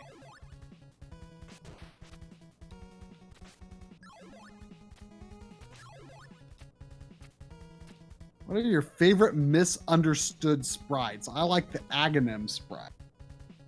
That's an interesting question. I'm pretty sure I'm the only person who ever saw it this way. And you have to keep in mind that, like, Super Mario Brothers was the first video game I ever played. What do you mean misunderstood? As in, like, people think that it looks like something else than it is? Yeah. Oh. Because I really like the Alex Kidd in The Lost Stars, the naked guys with sunglasses. I mean, I don't think that is misunderstood. That just is what it is. Right? You're right. That's like that is exactly what it is. I mean, I can't see that being anything like those are naked guys with sunglasses. They shoot like tires out of their butts or something. Yeah, I think so. Is it tires? It might be. It's something that like rolls at you and gets you. Yeah. I mean, I'm pretty sure that just is what it is. It's like, man, like you look pretty uncomfortable, man. What's going on? It's like, oh, I got a couple of tires up my butt. like actual like full tires. Like an infinite supply of it. But I always like as a kid for the longest time. I don't know. I've never had a hard time with this level. I never have a hard time to like the Amazon. I thought Toad or the mushroom retainers at the end of the levels and or the end of the castle levels in Mario 1 were like droopy-eared dogs. Like the way that the spots are arranged, like I saw like the center spot is like its nose. I'm having such a hard time with this level. And the other two spots above is its eyes, and like the side of its head, like the way those eyes like divided that space at the side of its head, I saw as being like floppy dog ears. And I don't think anyone else has ever seen it that way, but like I say, it was the first game I ever played. So like my sprite parsing was not quite there. I feel like there's gotta be something else I can think of. Well, what about like I think Mario RPG has a couple. There's Mac, who is like the first like smithy boss, who is like a little red ball dude, like jumping on top of this like springy sword. And the sword has eyes, and it's like hard to see like the guy's like legs and arms. So I thought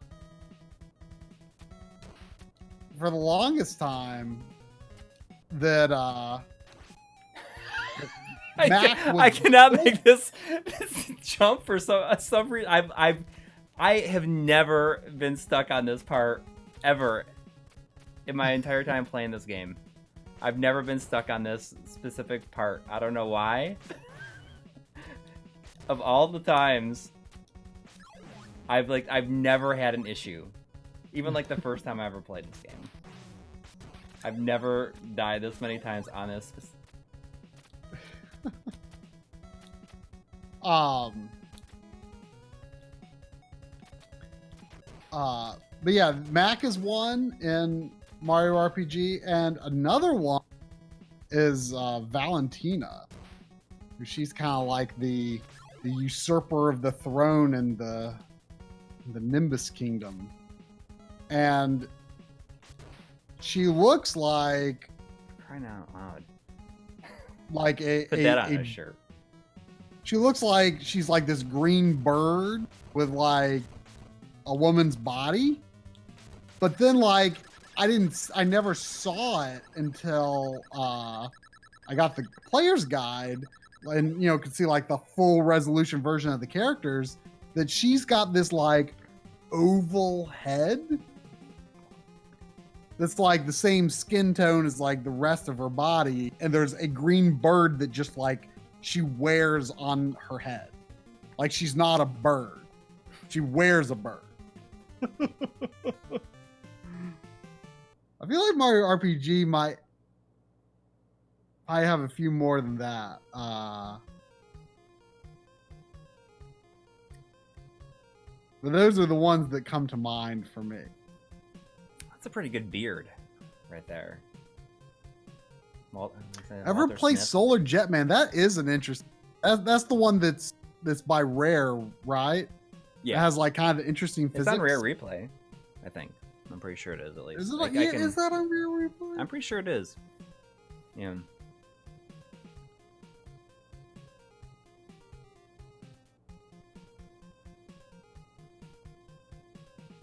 Have you always called these? Have you always called these cutscenes? Because when I was young, magazines always used to refer to them as cinemas. Do you recall that at all? I'm pretty sure even the ads for this referred to them as cinema scenes. I mean, I know I definitely started calling them cuts, at least by like 3D era. Mm-hmm. I feel like a friend of mine may have had a term for it that I may have used for a little while before like scene kind of took over. I can't think of what it was, but I feel like we may have had a term. Me and a friend may have had like a different term. Because like, I remember when my friend would like, he ran Final Fantasy and other RPGs all the time. And I just thought they looked so boring to play. But I was always like, oh, but the music's really good and the story is kind of interesting. But like, I thought they looked boring to play, so I never. You should have made a save state at the start of this level. It's a nice looking level. I always liked the theme of this level. You know, the lakeside. But it's just good to have those save states. Yeah, I've been doing that with the Mega SD as well. Just when I'm playing a game, recording footage, I'll make a save state because that can do up to 10, and you can usually do 1 per level. Mm-hmm. It's a handy thing to have for footage. Yeah, I can't remember if like, I feel like we had a special word for it like back then, but I just can't remember. But you know, I was really confused when I was playing Mario RPG for the first time because like I would watch my friend play RPG. Like I didn't really pay that much attention to the gameplay because I thought that part was really boring. And like, so when I started playing Mario RPG, like I was really nervous to understand how to play this. Like the very idea of like playing a story-driven game was kind of, because I hadn't even played something like Link to the Past yet when that came out. Like, I can't think of anything that I had played that was actually like you had to listen to or nothing that I had like seriously played. Where like you had to listen to what people say and like, you know, go somewhere and check something out. Like, and especially like the world map in that, like it confused me at first because like world map, you just go to the next level, right? For the most part. I mean, you know, sometimes there's different paths, but right. I was really confused. Like at the beginning of Mario RPG, Toad says, "Oh, like go back to Bowser's Castle and bring Peach back," and like I knew that wasn't going to happen because I had, you know, I knew that the story of the game was, what was like, you know, Mario, Bowser, and Peach get sent in like different directions, like when the sword crashes down. Yeah. So like I knew she wasn't there. So when Toad says go bring her back, and I go back to the world map, I'm like, why is the next level not? Like there's Bowser's Castle, I've been there, and then there's Mario's pad. I'm now. Where's the next level? Why is the next level not appearing? And it probably took me like 10 minutes of like poking around in Mario's pad, like trying to like, what am I doing wrong? And all I had to do was go back to Bowser's Castle and I would see like this scene play out. Wow, I forgot about this level. Yeah. I don't remember this environment very much at all. What? I don't remember this environment very much at all. Yeah, I mean, I should have not skipped that whole cutscene. I always thought it was so cool when I first played this that he gets like recruited by the army. So, like, then he, you know, it makes it really feel like a big adventure. I mean, that he goes like parachutes into the Amazon. Like, what the army? What? I mean, it's just kind of a cool thing, you know. I should have watched the cutscene because I always like that. But yeah, I mean, at that time, the whole concept of like listening to what characters say and like paying attention. Hey, well, and like event triggers, like the idea that, you know, doing this triggers an event to occur. Like that was new to me. Like I mostly played platformers at the time. And so getting into those more involved, you know, RPGs and stuff like oh, come on. Come on. I mean, I wonder if you go back to every single live stream we've ever done, and I probably say that every single game I play. Come on. I'm sure someone could make a pretty good supercut of it. Yeah. Please don't. I can't imagine you having to go through 250 live streams to make it. It would give me a good laugh, though. Yes, I would laugh.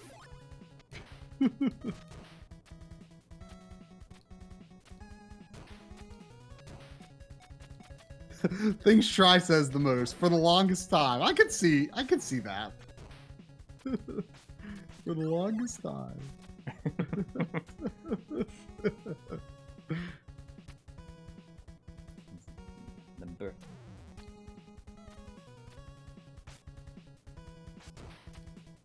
You know, I kind of want to look at that tree background. I mean, you've moved past it now, but I kind of want to look at that on. It almost looks like, oh, I always love this shot. But that parallax. I mean, it's not true parallax, but I mean, that is super impressive for the time. I mean, is well, the Ninja Gaiden 2 equivalent was on a cover of EGM. I mean, that's an impressive looking scene right there. You should have made a save state right before that. I know. Oh, I love the music here too. I'm actually impressed you've gotten this far. Just the game is like it's honestly not long, and it moves a lot quicker than I always remembered it moving. But you know, you're right with the N8 Pro and being able to states like playing Blaster Master would be super worthwhile, because I always hate that it's always the first two areas. It's always the first area for Blaster Master, but there's so much more to that game. But it's just like it's way too time consuming to move beyond it. You know, exactly. If you're just trying to get a quick little clip of it, then it's not worth it. I'm gonna keep. Yeah, the Famicom version of Contra is definitely the best version, but it's kind of expensive now too. It is getting kind of expensive now. Like I got it for $50, but I want to say I heard it might be $100 now. Wow. Yeah, I was lucky I got it when I did. Like I just got it on a whim. I mean, you know, Mad had it. You know, I want to say it was. Like, those are hilarious looking enemies. Like, of all the things they're gonna be like, you got green ninjas. You know, he's got like this lightsaber almost.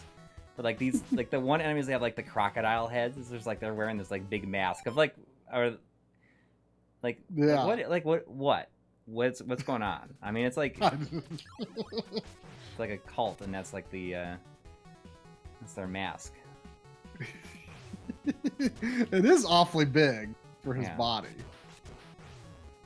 There's a reason you can only move back and forth slowly like that. I'm just like running for it. Yeah, I bought that from Carlson way back at the Famicom Contra. Like, gosh, probably like 6 years ago. It was the first too many games I went to.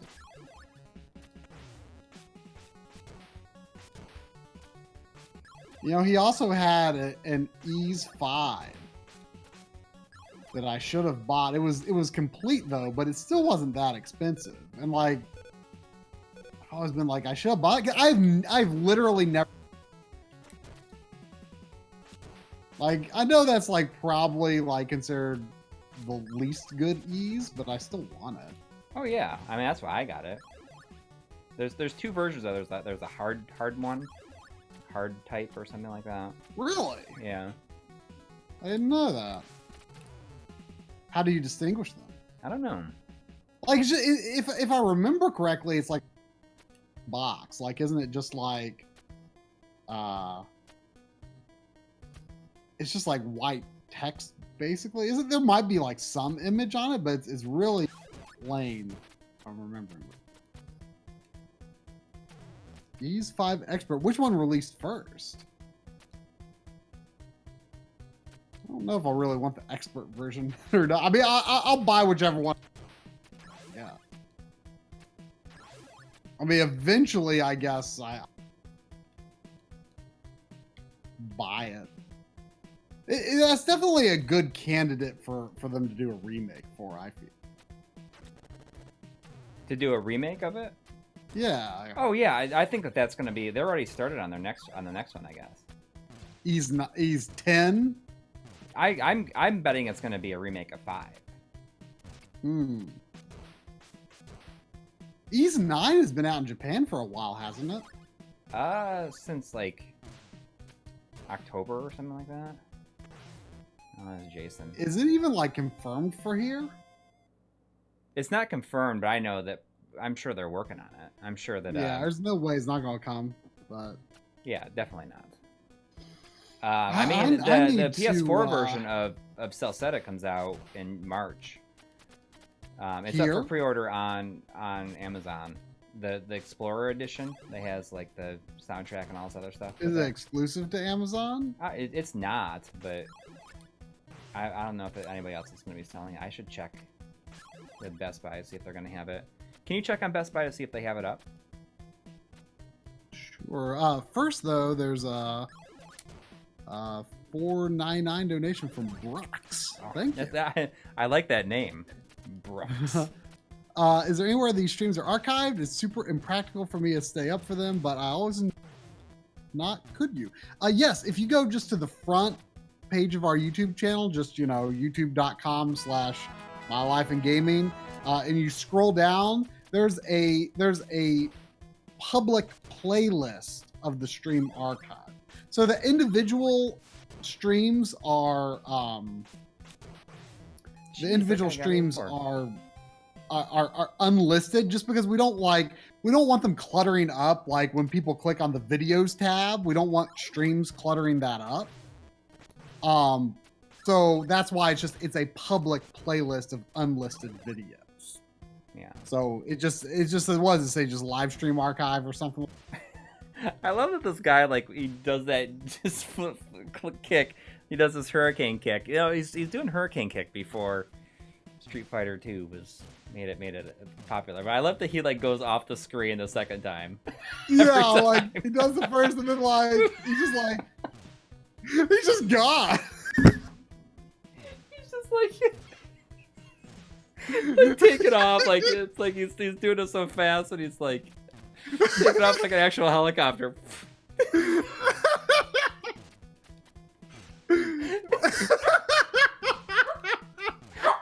You can say he does that first one, you know, just kind of get the speed for it. I know, it's funny, Sandy. It's funny.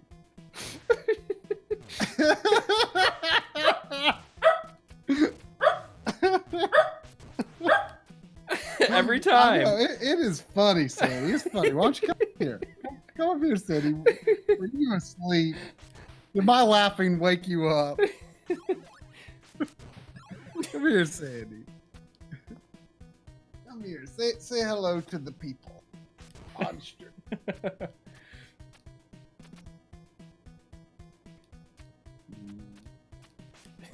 She's groaning. She was in a pretty deep sleep until I started laughing about helicopter hurricane kicks. So he does it high the second time. Look, he does 1 and then he does 2 every time.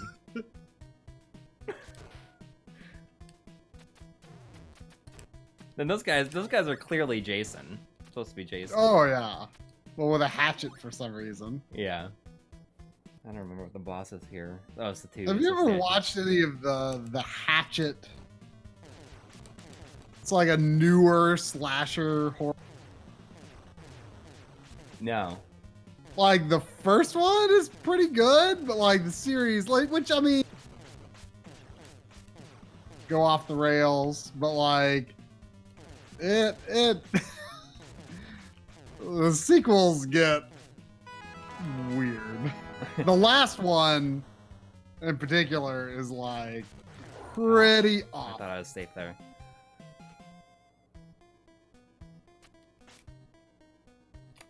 I was afraid. Oh, we got a follow-up 199 from Brooks. Thank you. Say, thanks, guys. I never scrolled that far down. Well, there's hundreds. Understandable. I mean, a lot of people miss it. A lot of people, they are archived. There's a lot to watch. We've had some people, like a guy in our Patreon Discord chat has like been slowly like watched every single live stream from the beginning, and there's like another person that has been slowly going through them, commenting on them as he watches them. I mean, I can't imagine they are actually that interesting, but you know. But I mean, I'm I feel glad like people a lot of find people some say that they're value pretty in good for like background stuff. Like, sure, yeah. I'm not very good at doing background like stuff because like I've become too invested in it, and then I end up like, oh, I just turned this on for like background sound, and I'm gonna like get it done. But then like I become invested in it, and I like don't get anything done.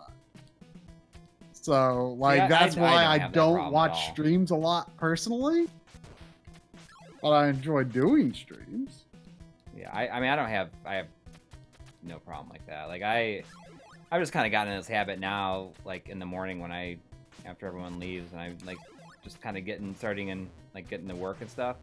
I just like put on like TV, like live TV. Probably one of the coolest things about this house is that the person who lived here previously had installed an antenna, like a digital antenna. Like you can buy the digital antennas that just like are these like thin little like leaf things, but this is like a digital antenna that goes like it's on the top of the house, and it picks up like 40 channels. Really? Yeah. That's kind of nice, and he actually had it all wired throughout the house. So I just I just connected one to like my wife and I's room and everything. It's just and also the living room. It's just nice to be able to have that. You know what? Sounds good, Andrew. I try to check as often as I can, but I should probably post more on Instagram. But I don't know, like a lot of times I'll do it if I'm like going to share a picture on Twitter. I will post it on Instagram and have it automatically shared to Twitter just because it's more convenient, or just kind of gives more of a active, I don't know, like they were actually using the Instagram more. I always love this this trap right here when it just like he doesn't fall right away. He just kind of floats for a second. It's like out of like Looney Tunes. Like you know, it like takes him like a half a second before he falls.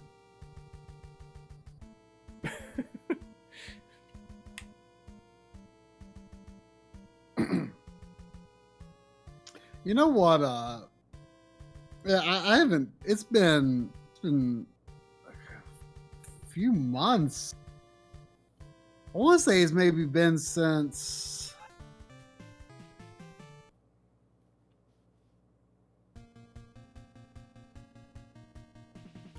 Is there anything after Pokemon? Maybe.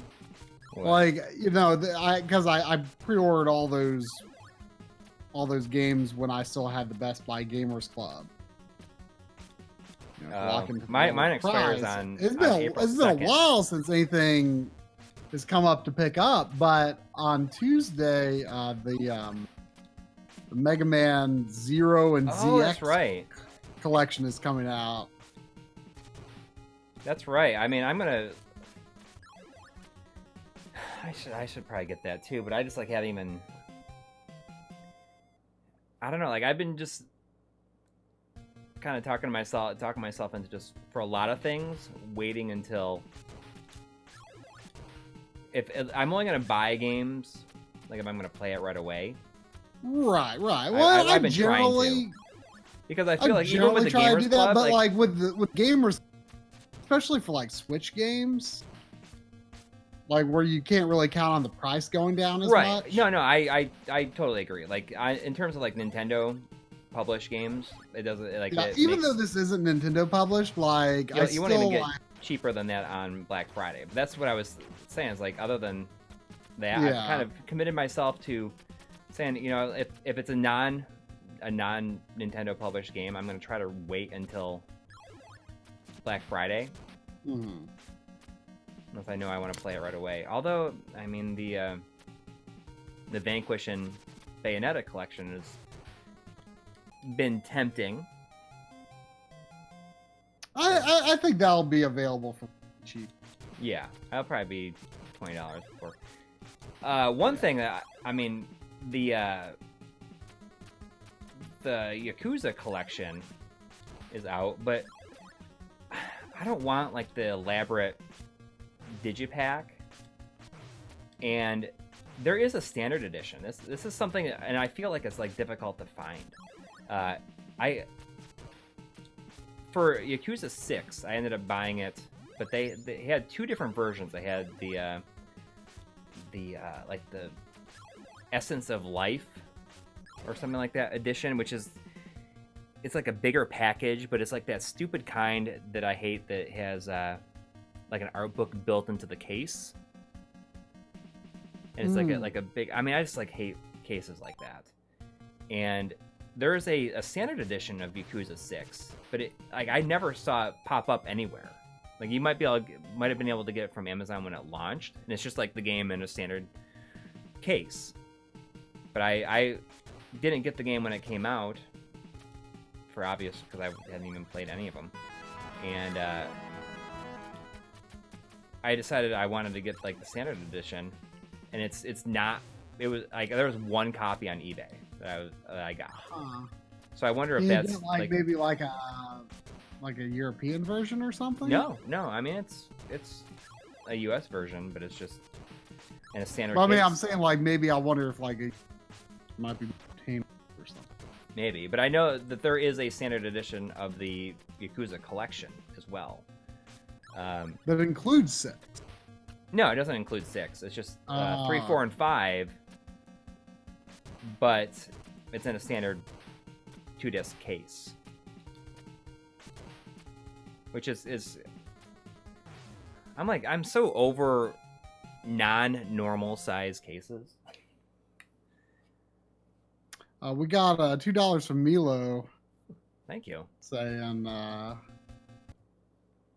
I've bought like 50 games last year, played 7. Yeah, I mean, it's an easy trap to fall into. You know, I am actually on my backloggery breakdown for the year so far. I'm actually I'm actually at 0 on my progress index, which that sounds fine to say, like, yeah, 0 progress. That's actually a bit of an accomplishment. Basically, that means I've beaten as many games as I've bought.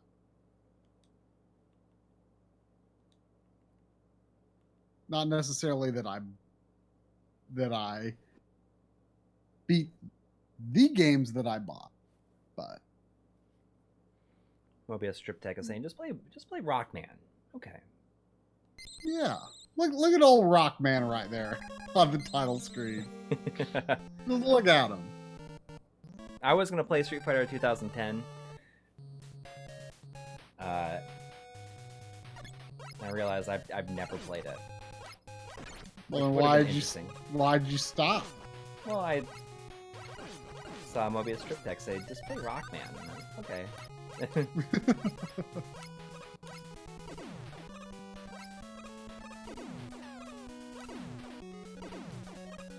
You know, when I showed a clip of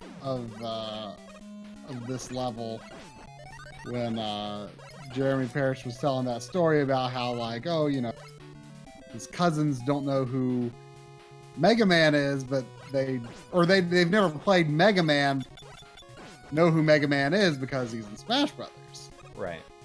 You know, his story was, you know, they see Mega Man these games and they're like, ooh, I want to try that. I wonder if anyone was going to make a comment about, you know, they're immediately going to be turned off because, like, the game I showed was Mega Man 1, and, you know, it's a tough starting point for sure. Yeah, but I mean, I always said, like, this is my favorite one. Which is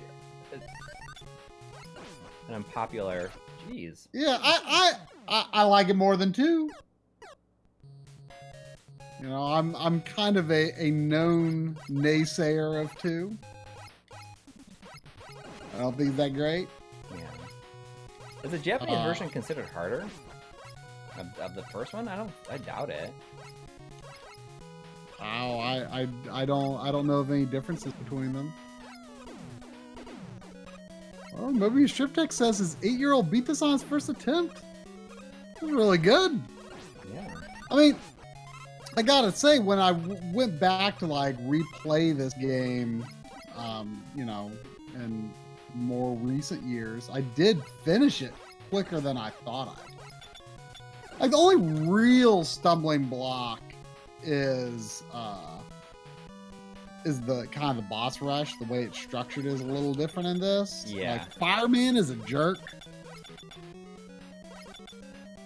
Like, I don't really know how you dodge fire attacks. You just go for the best, I guess. Well, like, I'm kind of the opinion, I guess, that 3 through 6 are better than 1 and 2. Like, 5 and 6 are really easy, but I also feel like they're just like, they're just fun to play. Like, I never like, beat if you want a 6 game on that stream, feels like you're being challenged in a very minor way, you kind of want something like, it doesn't feel like it's a total, it's like not so easy it's not fun, but like you're also like not really having to be stressed playing it. You know, you can beat it relatively easily and, you know, 2 hours or less probably. Like, right. 5 and 6 are just great for that. Did you ever, you know, you were like kind of doing like, you were, I know, I just said I play don't through think I the ever Mega beat Man 6 game's on... journey on stream. Like, where did you get to? Did you ever play 6? I never played 6, but I played 1, 2, 3, 4, and 5. I feel like you maybe like next time you stream you should play 6. Yeah. I've been doing a lot of... You should definitely do it soon. Like, it's been years. Yeah. Oh, yeah, you gotta get back.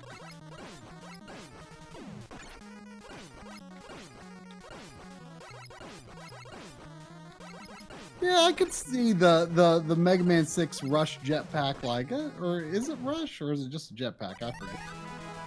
I can see how you could say that feels like kind of modern. Oh, we got 10 or 5 euros from Paul Octave. Thank you. Thank you. Thank you very much. We love Jackie Chan's action kung fu playthrough. Sending you my love to you guys from the Netherlands. Thank you. You did the NES one. I did. Was it on this stream or was it a backloggery stream? No, it was this stream. I can't remember if I played the. I know I've also streamed the PC Engine one, but I can't remember if that. Again, I can't remember if that one was MLiG or this stream. I did not finish the PC Engine version. That's kind of why I think I did the PC Engine version on this stream. Because I feel like I would have finished it if it was the backlog.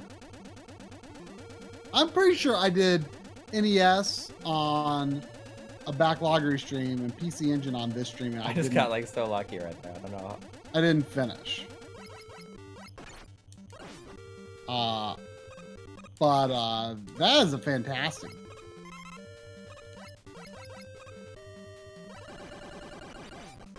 Such a good game. For the longest time, this level was my biggest roadblock. Like when I would rent this game, like this was always my biggest roadblock. Yeah, I it's always it's only the only hard part really is the beginning. Right, and then once you like learn to just not be intimidated by those, like it's not that bad. Yeah. Like it's just intimidating. And it's a short level. Well, like 1 and 2 levels are pretty.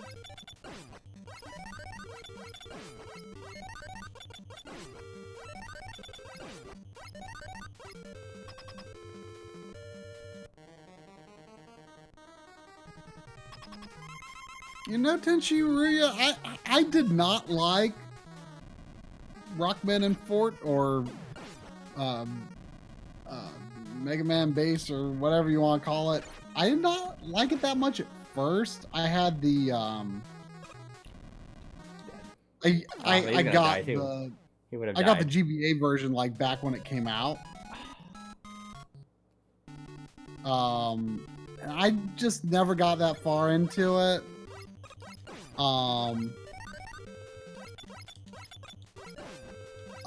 But when I got Japanese cart, I might have bought. Is that one of the games I bought in Japan? I think it was. Wait, what was? Mega Man Base, Rockman and Forte.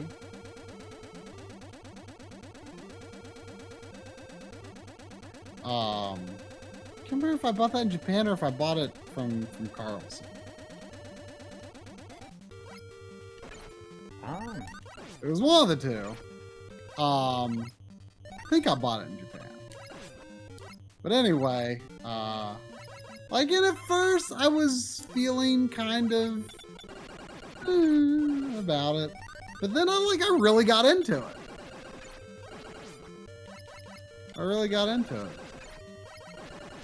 I played his bass. Bass.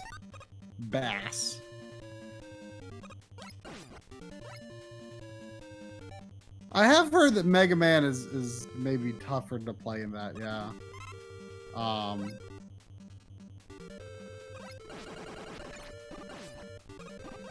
Like, I just played his bass because, I mean, hey, he's different, you know. I do know the pause. Try something new. I don't use it. But there was a point where that was the only way I could beat the Yellow Devil, but now it's not really a problem anymore. I don't think I've ever done the trick on the Yellow Devil. But he definitely can be a stumbling block for me. At least his level is really short. Yeah. Oh man, he was getting all up in your face. Do you think the analog pocket support will support the GameCube link cable? I bet it will. That's an interesting question. I mean, the problem with that is not only does that require like the port, but it also has to have like the clips. Right. I don't know. It's a good question. That would certainly make playing multiplayer Crystal Chronicles a little more viable, I guess. This might be an unpopular opinion, but I think this might be the best Mega Man song. I think it's my favorite. It's good. It might. it might be my favorite in this game. I always like, for some reason in my head, like, think about this song. Like, I feel like it gets mixed up with the first Cossack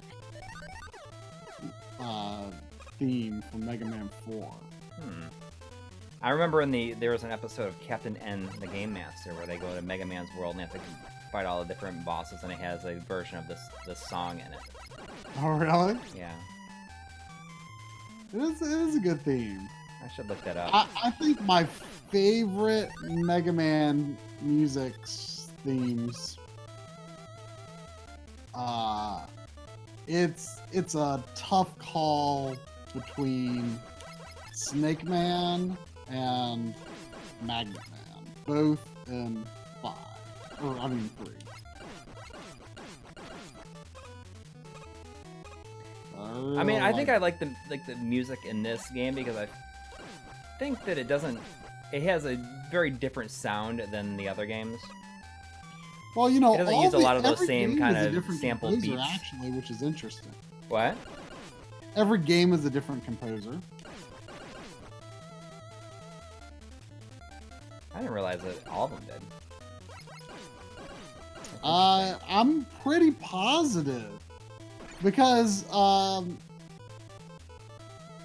reason I say that is because supposedly Mega Man 10, the 8 Robot Master stages, each one is done by one of the composers of the first 8 games. Oh, interesting. So I think they are all different, but I'm not an expert on that information.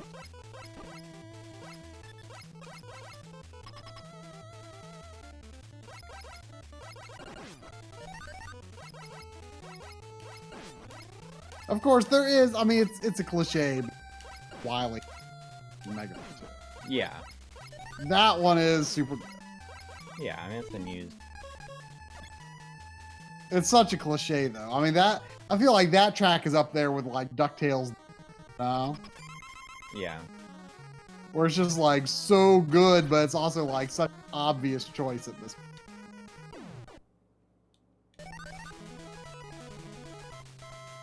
See if I can just, like, beat the 8 bosses, and we'll call it a night. But we'll if you beat the bosses, then you can make a save state. Mm-hmm. Wily Castle. I mean, that is the nice thing about recording Mega Man games, because you know, have a selection of levels to choose from right at the beginning. Right. I like this one a lot too. This is a great tune. I used to think this was maybe the hardest level in the game, but I don't know. You can fall a long way in it. Yeah.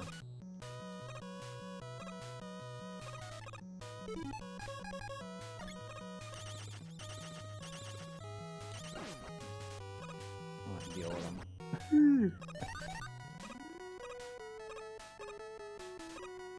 Oh, I didn't remember that Cutman could kill those. You didn't know that this would kill him? No. You learn something. Remember, to be whoever has the least. To be whoever has the least power, so that you can. I don't. Be whoever has the least amount of power, least power, so they get more power. Isn't that how it goes? I think it's be whoever has the least, so that he gets the most energy. Oh, that's right. I love how it's like be them. Yeah. Like you are Cutman. Well, it's not Mega Man 1, but you know, still. What's going on here? There was, you know, the very first game that we streamed on the backlog, Battletoads. There was some part of the game that kind of had like a disappearing block sort of thing going on. Mm-hmm. I'm pretty sure it was Battletoads. It's been so long. Like there was an old stream highlight of me playing Battletoads. And I just go disappearing when I see what it's doing. I'm like, disappearing Mega Man, no. This is like, I don't even say blocks, but you know what I'm talking about, you know? Yeah. Oh, there was I forget what MXs. We got 20 MXs from Lunita Productions. Thank you. Thank you. Can I use a SCART transcoder to the RetroTink 2X? Actually, Mike Chi makes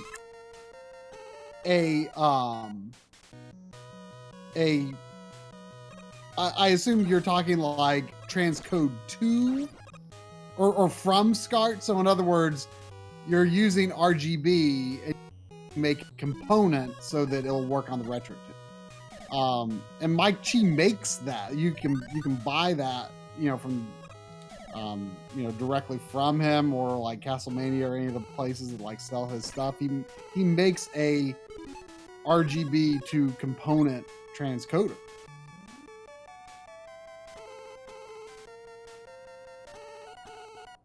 Other pesos? I thought for some reason I thought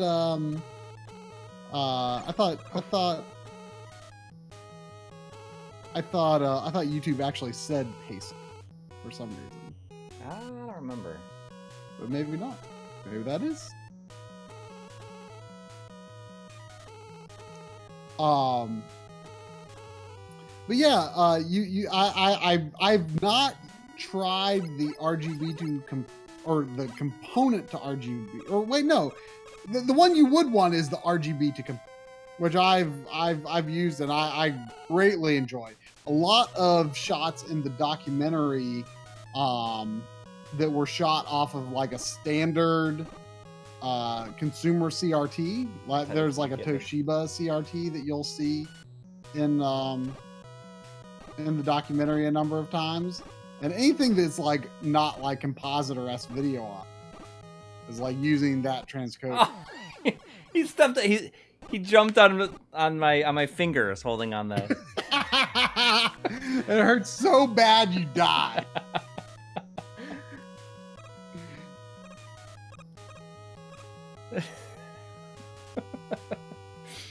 I was like that. It's like, oh, my hands. But yeah, that's really good. And also though, I haven't used it yet, but Mike did make a thing called the RetroTink SCART or 2X SCART, or yeah, I think Mobius Strip Tech in the chat is talking about it. So you can just get one that doesn't have component, it doesn't have S video, and it doesn't have composite. But you can just get that, and it just takes RGB over SCART. But it's meant to be the same sort of device. I've not used it, but I'm sure it works just as well as the regular retro. And if you wanted, you could pair that with like a Coury, which is a well, actually no, you couldn't, because that's component output. But I do like the Coury from what I've used so. I just got mine yesterday. Mine. Oh, did you? Yeah. Have you tested it? Yeah, I tried it with a Commodore 64. Oh. And it works. You have your Commodore like properly like. Yeah, I mean, I got it all hooked up. It's like right in front of me. That's the SD card one, right? Yep.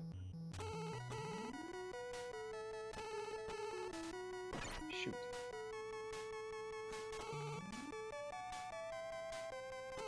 I'm hoping to get my Commodore properly hooked up. I'm gonna have to face off against this stupid the pogo jumper again. But not enough life to take it under him. Have you ever looked into retro briding? No, that's not anything like, I don't really, that's something people talk about a lot, but I don't actually consider it like good. Or like, you know, if it's like kind of a bad thing in the long term or something. Like, I don't know. I feel like this game has a little bit more input lag. Has what? Like, it feels like there's like a little bit of like lag to it. Just inherent to the game? Yeah. I mean, there is, Mega Man has like a bit of a slide to his movement. Like his movement is a little less snappy in the original.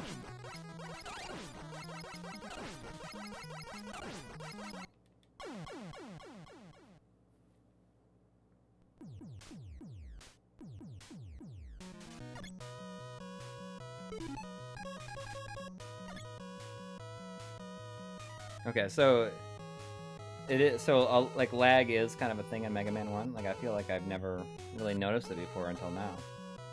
I think it is. Like I've always, I mean, for sure, like Mega Man has a bit of like a slide when he stops moving.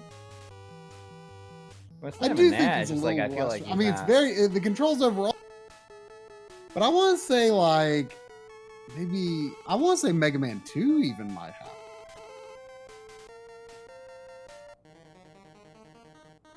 Like the later games, I definitely do think feel less snappier. Apparently, it was reduced in Mega Man. Mega Man 1 and 2, Mega Man has less traction, so he slides a bit after you stop. Change that in 3, right? I've always, see again, you know, I've always felt like 3 onwards were the best ones.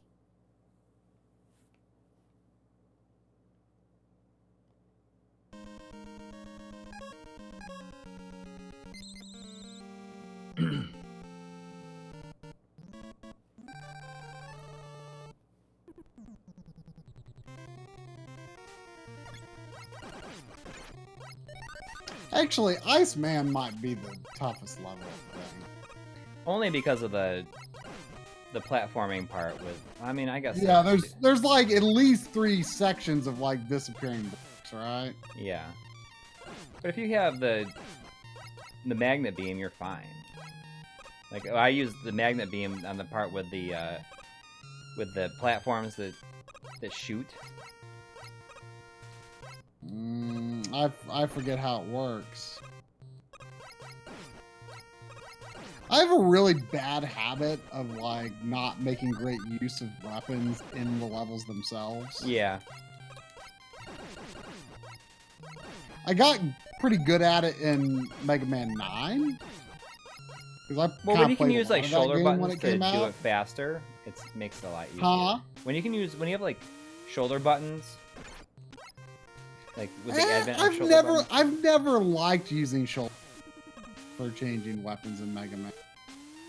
Like I've always preferred pausing because like it's just more, you know, more precise. You know, you don't risk getting hit.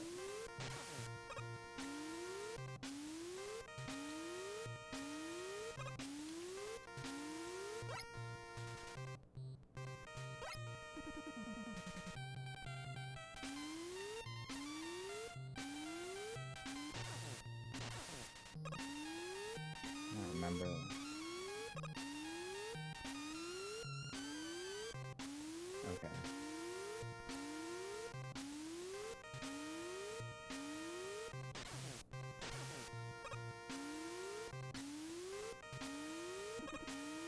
So Iceman is weak to Elecman, and Fireman is weak to Iceman, right? Right. I mean, obviously that's the order you're going for here. Yeah. Which is just kind of a weird thing. I do think, doesn't Iceman die pretty fast? Yes. Like maybe faster than most.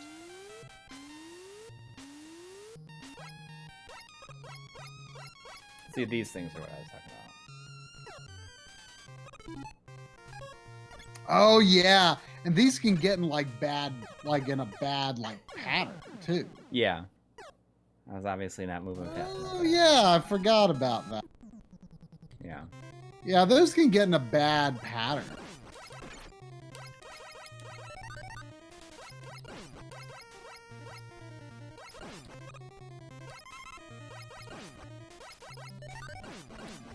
Have you finished Mario 2 yet in February? Ooh, I haven't. You don't have much time to do it. Yeah, I should actually do that on the Backloggery stream tomorrow after we finish. You know, the fact that I was able to finish Contra, I think that's just all the proof. I said it in my tweet when I was advertising the stream. Like, I think that right there is proof that I'm better at games than I used to be, than I was as a kid. Yeah. Well, and also I think the fact that you beat Contra, played a good chunk of the loop, and then a good chunk of Super C, and a really significant chunk of Ninja Gaiden and Mega Man 1, all in like 2.5 hours. Like, it's just more proof that like Contra 1 is not as hard as it's made out. Yeah. It's just not. I forget this. Oh, I heard a donation. You might want. It looks like it's not a super chat. Oh, it just popped up on the screen. Goron with $2. Thank you. I have a low TV with 3 SCART ports on the back. How do I find out if it's 100 hertz or not? Back sticker does not state it's 100 hertz. What do you mean in terms of, like, are you talking about like power? Like whether it's okay to like a different power outlet or something? Unfortunately, I mean, we don't have any TV. We would love to. But, you know, we use RGB with like PVMs and you know, OSSC and stuff like that. 100 hertz refresh rate? What am I doing?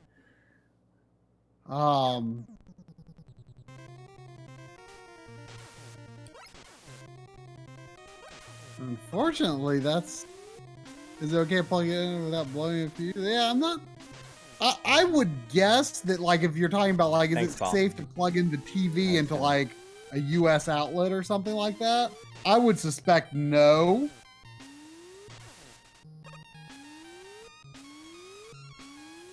I would suspect no. Like, certain things like, let's say, a video game console. Like, you know, something that uses an external power brick, like, let's say, the GameCube. You can use an American power supply, GameCube power supply, with a European GameCube, because the power supply is external. The actual GameCube itself doesn't care what power it's receiving, in other words. You know, the GameCube just wants whatever amount of power the GameCube wants. And the power adapter supplies that regardless of region. But what does matter is the power adapter, because that is designed for Europe or for North America.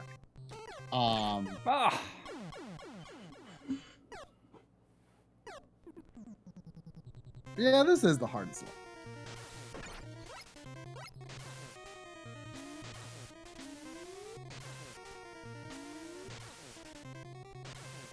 So yeah, you know, something where, you know, the power supply is inside the TV, you know, that you just plug into the wall and there's not like an external brick.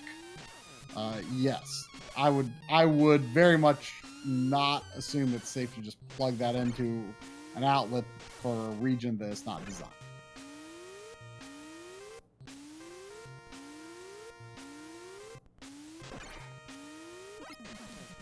I'm gonna play till midnight. If I don't do it in time, then I'll do it.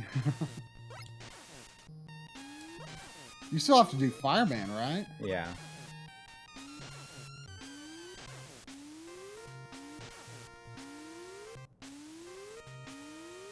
It is funny how you're like you're starting to play on the Well, it's just top of setup with like CRTs, you know? yeah. I mean, I could be over there. It's just that right now I have the recliner right here, and it's annoying to move it back and forth. When I get a different desk chair, then I will most likely be over there again. But we'll see. We'll see. I mean, it's harder to keep me in frame when I'm over there. I was like leaning too far off the side of the screen there. You know, I never thought about it before, but it's interesting that Iceman's level like has like palm trees in the background. Like frozen palm trees. Yeah. So like this is probably like an area that's not supposed to be frozen.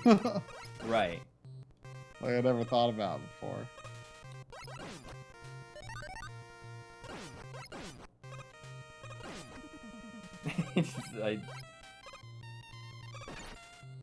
When you shoot enemies in the wall and they drop something and it can't sit inside the wall, it has to go to an open space, and you see like the item fly away. Watch when I shoot. There goes an extra life. Because it can't spawn and be inside the wall. Alright, you know what I mean? It can't drop inside the wall. That's funny. It just like blows away. Yeah. I never noticed that. Did the other games do that? I don't know. Never really thought about it. Well, now that one got stuck a little bit in the wall. That power. It's interesting that sometimes it's able to do that then. I guess maybe if it's like close enough to the wall.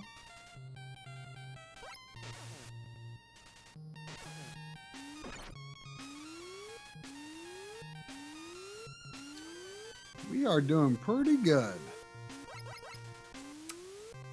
Intense Robbie. I like that name. It's Intense Robbie.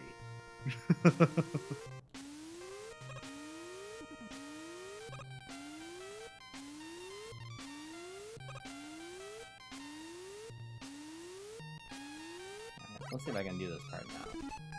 I'm gonna ride the... Yeah, it feels like that's just screwing you up more than anything.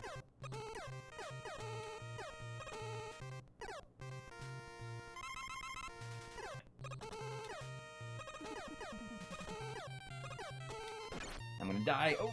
Oh, I did it. I thought for sure I was done for there. Oof.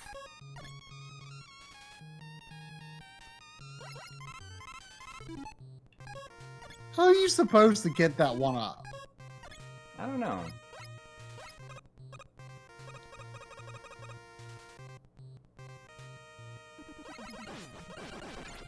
There is one of these things before every single boss door in this game, I think. Yeah, and then a game with no slide. Yeah. You want to go over there, see?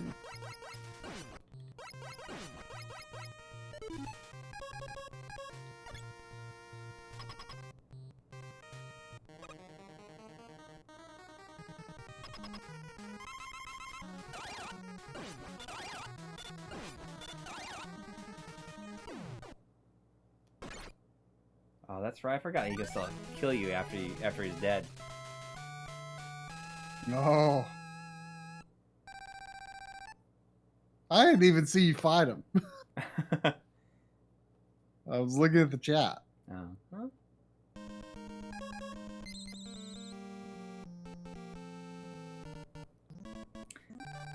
This level's music is I didn't like it when I first played it, but it's grown on me a lot over the years. And I think a lot of that is because of I feel like the version of this song in Mega Man Powered Up is really good.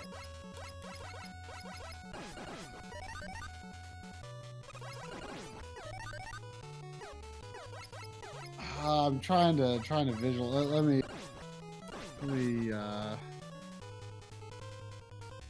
turn on the sound here.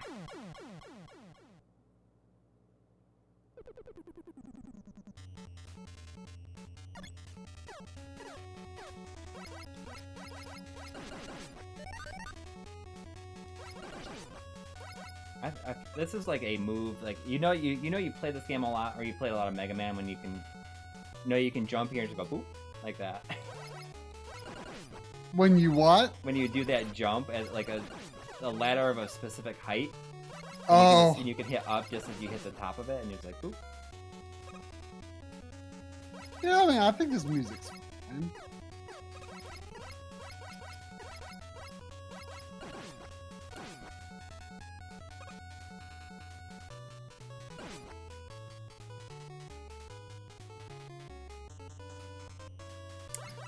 I already finished Contra. Actually, it happened. Yeah, it happened like on your second run even. Yeah.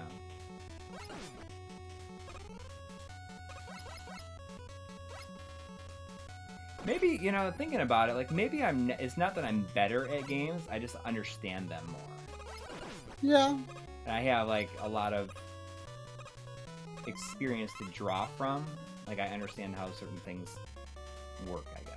Maybe.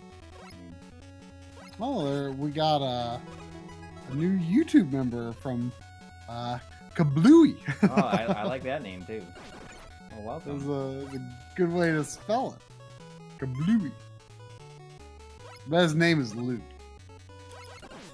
So my kids have been watching. I didn't realize that this was even a thing. I mean, did you ever watch Muppet Babies? I think so. I mean, I'm certainly familiar with it. Like, I don't think There's like a new version of it. Oh, really? Yeah, I had no it's not idea. something I like actively sought out, but like I definitely watching it. Yeah, I don't know when it came out, or if it's been around for a while, or if it's just something that's fairly recent. Uh-huh. I mean, the kids are they're kind of into it.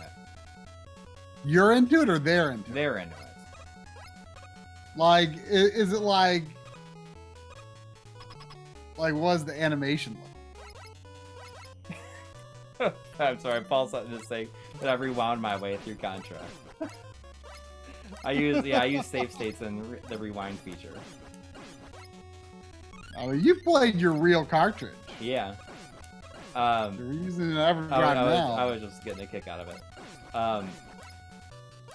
No, I mean it's just like CG animated. Well, now I gotta look up what.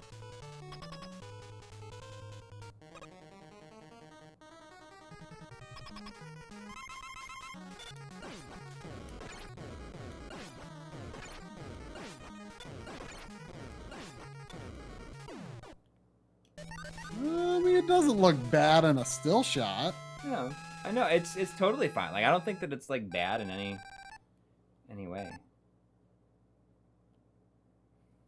I did it.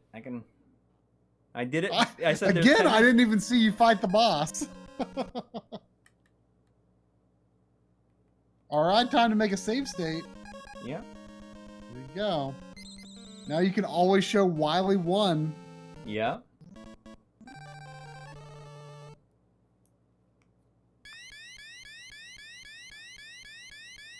I always love the eyebrows.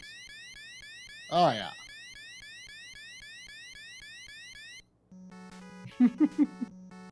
It's funny, like there's no castle or anything.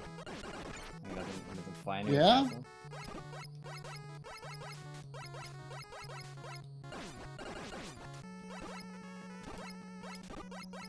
Well, now we can show a lot more Yellow Devil Yeah. in our videos. And everyone in the live stream tonight will know that it's because of this live stream. Yeah. I think you should end the stream by beating the Yellow Devil without the trick. I don't know. I don't know about It's that. a short level. That it is, but I'm like almost dead.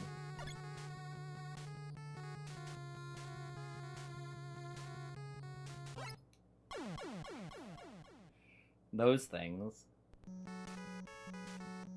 Oh yeah, the new Ninja Turtle. I I don't think I've ever seen it in motion, but every time I see like artwork of like what the current Ninja Turtles look like, I just like, I can't stomach it. And like the thing is, like on an objective level, like it's probably good that they all look different and stuff like that, but like, you know, I'm usually open to things changing and looking different and games being different and stuff, but like I've said before about like Donkey Kong Country Returns, it's just like one of those instances where I just like, I cannot accept that this thing is like not what I want it to be. And like I get that same feeling looking at like what new Ninja Turtles are like, it's not right. It's not right. Like I don't like modern, like the modern cartoon look that much, I guess. Like I understand why they look that way. Like it's easier to animate. I mean, you can get a lot of like expressiveness, you know, with like, you know, modern animation tools with less work. But like, it's just, you know, it's not what I grew up with.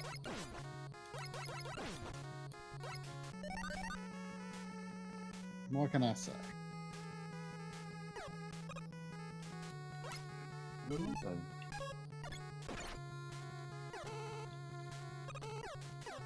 Oh, shoot. Mega Man fully charged? You mean Mega Man Man, powered up. I have no idea how to stop that from happening. Sometimes your voice drops out for like a split second. I have no idea if it's like which one of us it is that causes it. Both of us like Mega Man powered up a lot.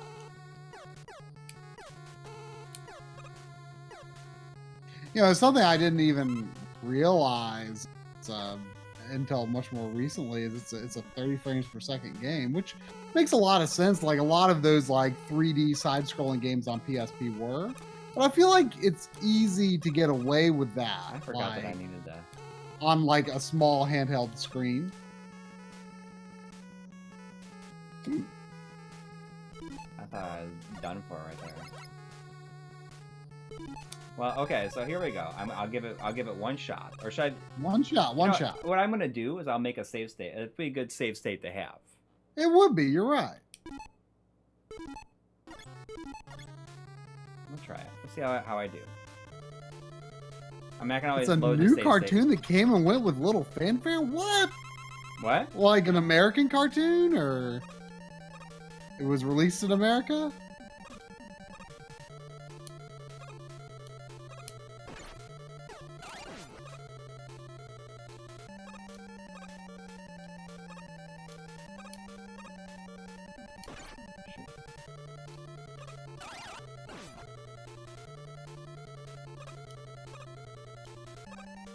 It feels like you should be able to hit them twice per cycle, but I've never been able.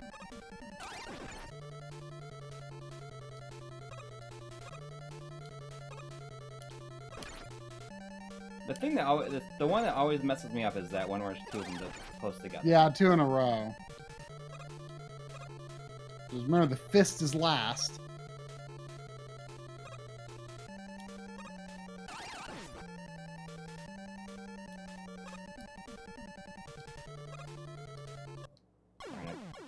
Well, that's pretty close. That's all. Should I give it another shot? Yeah, you should give it another shot. You can do it in 2 tries. Wait, okay, the stream is all can about. I load my save state? You don't know how to do it? Yeah, it's right there. Do it. Yeah. Why not?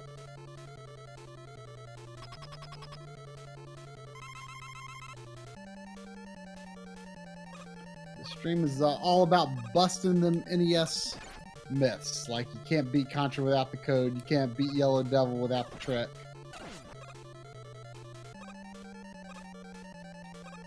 You know, I've heard this boss alternatively called Yellow Devil and Rock Monster, and I'm not really sure which is the more. I used to always correct call him name. like Rock Monster. I never heard the term Yellow Devil until like much later. I think Yellow Devil is a better name. Oh yeah, for sure.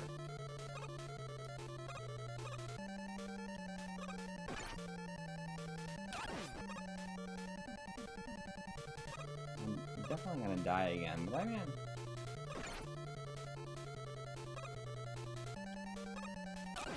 It's not even the dodging it that's like getting me. It's like the It's that one shot. yeah, the shot. It's just your timing, I guess, of firing it. Yeah. I'm not gonna do the pause trick. I don't need the pause trick. Well, I mean, you say he looks more tan or orange. The NES doesn't really have good yellow choices.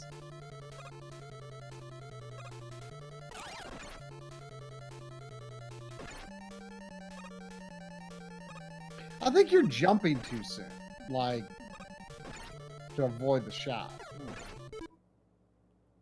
Let's try it again.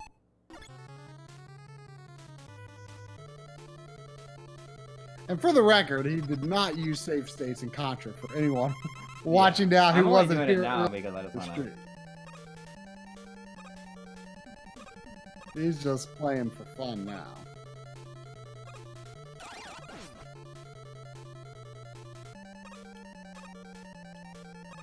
Oh, that worked well.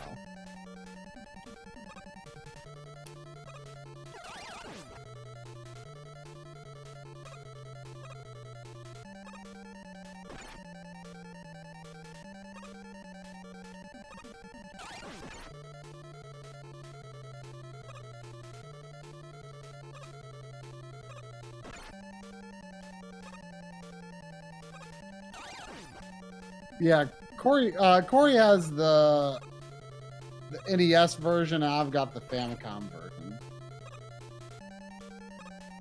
To be honest, I haven't used it yet.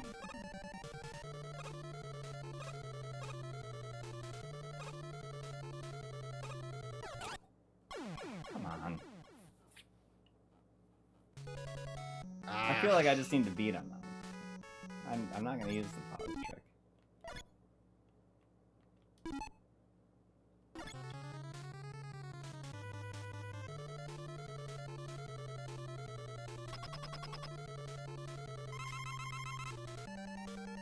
I feel like beating the Yellow Devil like would be like a good shot like to end a segment of a video with. Yes. Like, you know, have that just a few Maybe that would seconds be like a music and then that just might end be it with a that good. pew pew pew pew, and then, you know, next segment. Maybe that would be a good video to do, just kind of a one-off, like games that aren't as hard as you remember them being, Yeah. or games that aren't as hard as you think that they are.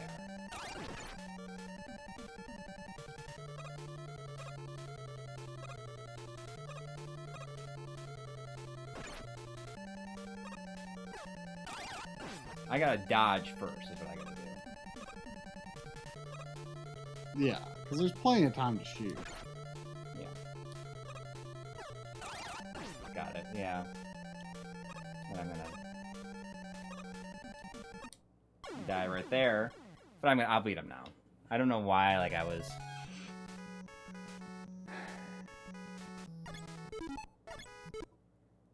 Let's just do it. I mean... Sorry, like, it took me, like, 17 tries to do it, but... I like how our most recent 2 streams tie in so well to the cheating game sack video, you know? Yeah.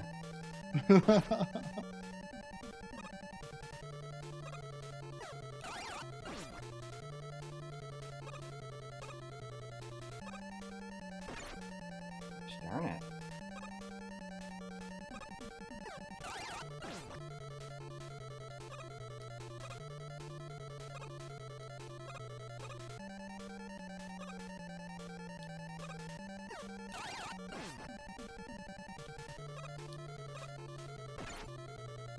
right, you're ahead of him now.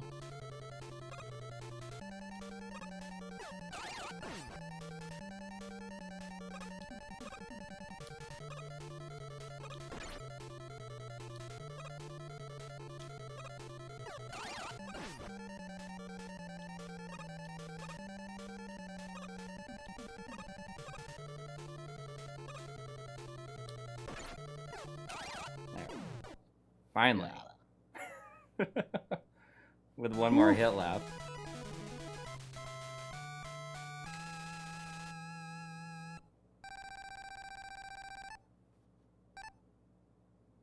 Was it Mega Man powered up where like he was like boo boo boo boo? Probably. I don't remember, honestly. Like he had a really weird voice. I think it was powered up. All right, you should make a new save state on this level just because. Yeah. Just to have for the future.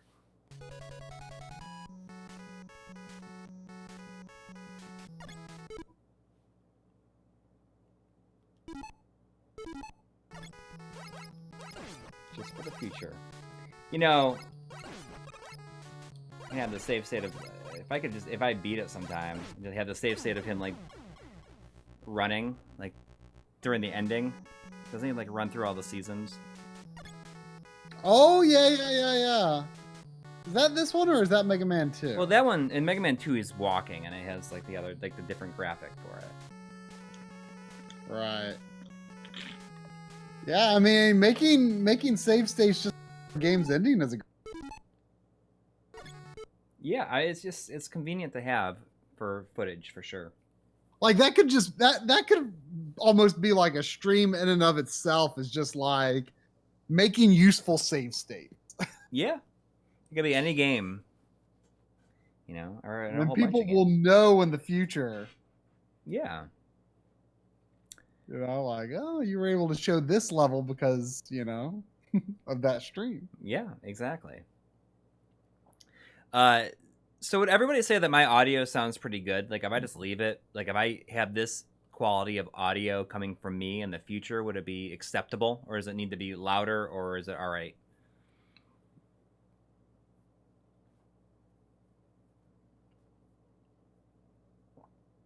Okay, so people. Yes, sir. Great. It's good. It does. Sounds good. All right.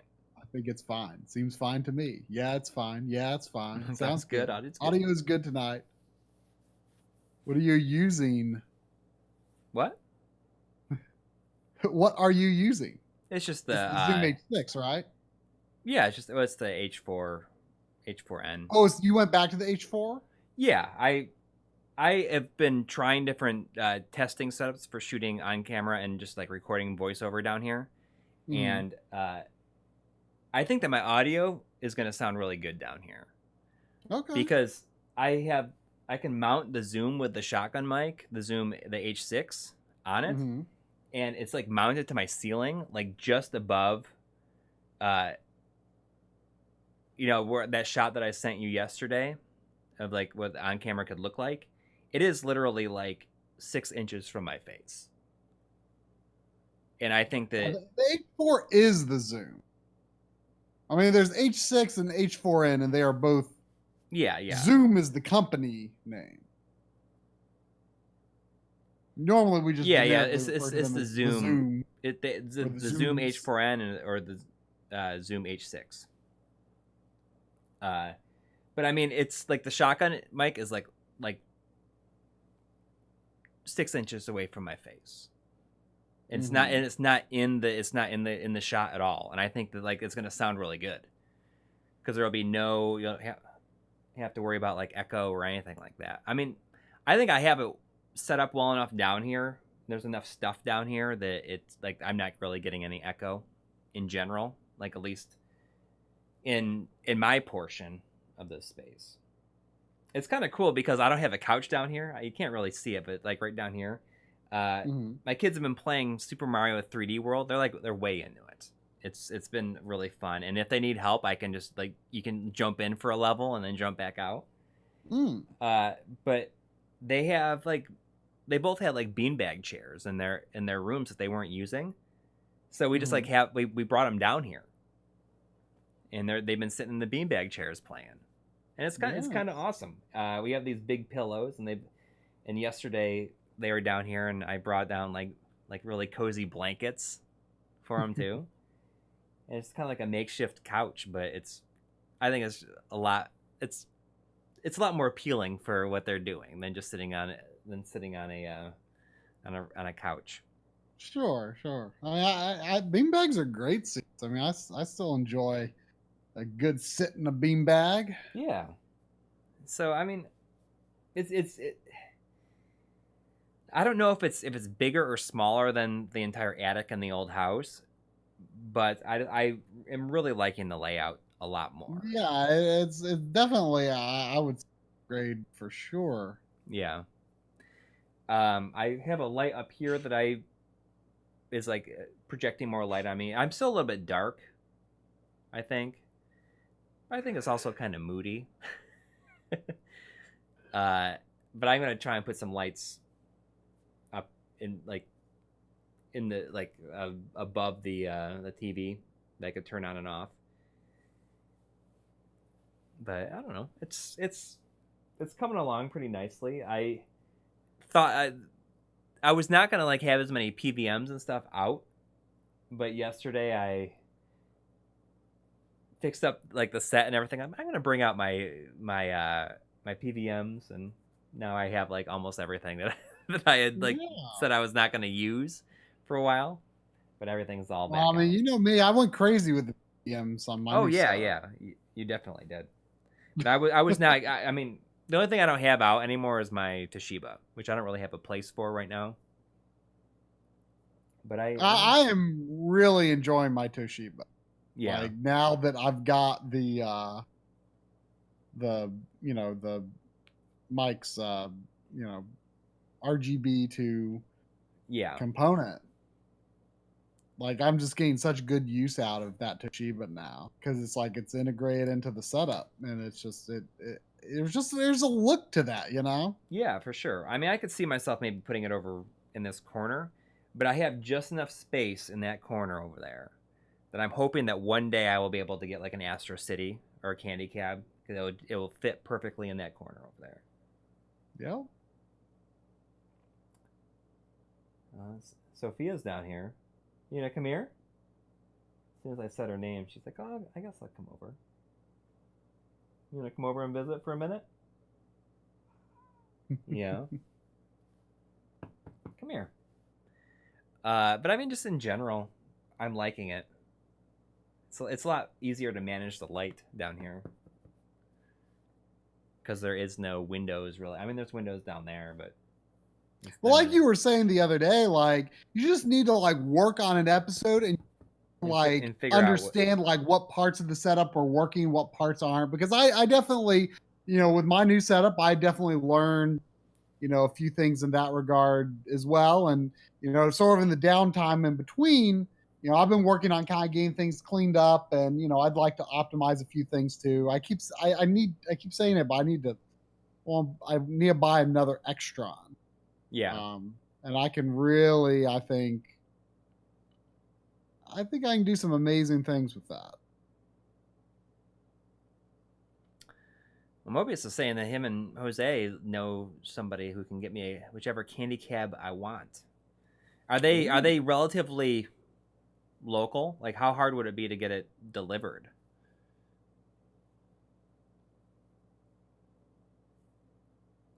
Because that's something I messaged. Okay, he's in California. I messaged Scarlet Sprites about it, and he says that like they've been getting harder and harder to get. I mean, I mean,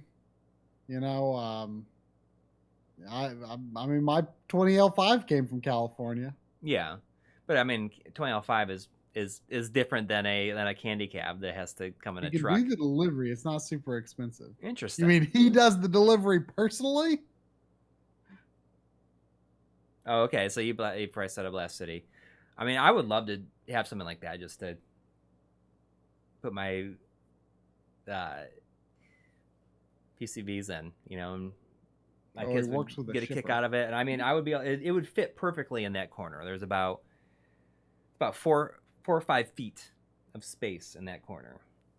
for it. There's two cabs at Save Point. Like I've thought about asking them where they got them. I mean, not that I'm looking, but I mean, I thought for you, I wonder where they sourced them from. The bless like $350 for the shipping. Okay, I was gonna say $350 just for shipping. Okay, I was gonna say I was like, what? I mean, I guess that's not that bad. Wait, $350 shipping. For shipping. So yes. He's saying that's not that bad. Which I guess, considering how big it is, maybe it's not. Right. But that is still a lot of money. Yeah, it is. It is. But I mean, it's something that would ideally, like, you just have one forever. Yeah, next time I'm at Save Point, I'll ask like where they got their cabs from. I mean, you could come down to North Carolina and just pick it up. Yeah, but I'd have to run a truck and gas and everything. Like, it'd probably come out close to that. I don't know. I bet it'd come out less. I don't know, but this guy, he will, he said he will completely restore it and everything too. That's $700 to $2,500, depending on which cab. I mean, that's absolutely fair. I mean, I would love to.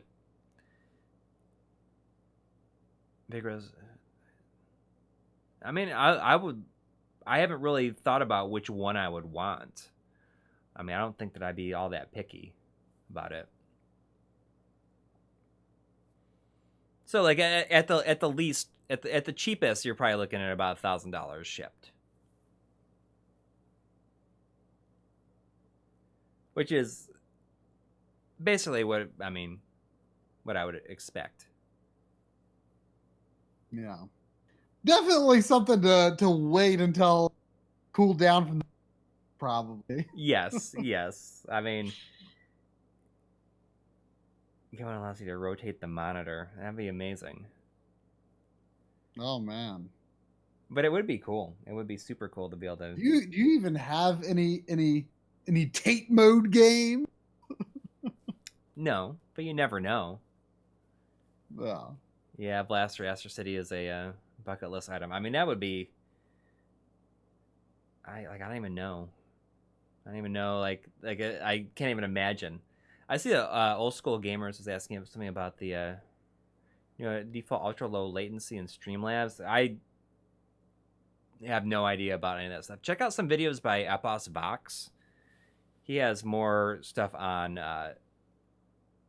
OBS than anybody else. We're not using like Streamlabs OBS. We're using regular OBS, right?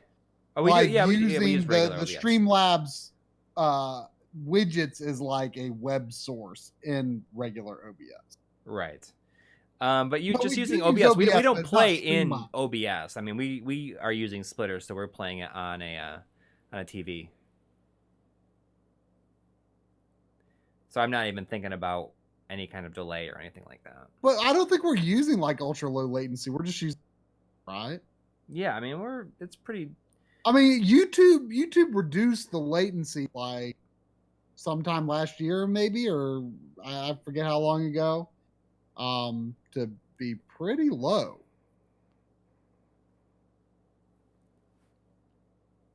Like I see what happens when I hear you on Discord. I see what happens on screen pretty quickly nowadays. Yeah. So you're saying so Astro City versus City. I assume Astro City is one player and versus City is two players. Yes, there's probably no reason for a versus City. I think versus City is like meant to like cabs together. Well, I mean, if Astro City only has one player, I mean that's not as. I would like to have. Ideally, have two players. Sure, like two players for one cab, but I think versus City is like when you put two of them head to head. head. Street Fighter cabs or something. Or yeah, like head to head or something. That's what I thought anyway. Or I don't know if Street Fighter works that way. Oh, you can swap in new panels. Okay, so I mean, I would like to have two players. Oh, there's Jose is in the chat. Oh. I mean, it's something like I just need to. I mean, it's not something I can afford right now, anyways. Especially after moving and just getting set up and everything. But I mean, that's definitely something I'm going to put in the in the forefront of my mind of like that. I feel like it tied the whole basement together. Got that Neo Geo hooked up, by the way, Jose. Looking good. Looking good. Sounding good. The old Astro is $15K. I mean, no, I mean like that'd be. I don't need something that's that expensive. Yeah, don't need something that expensive.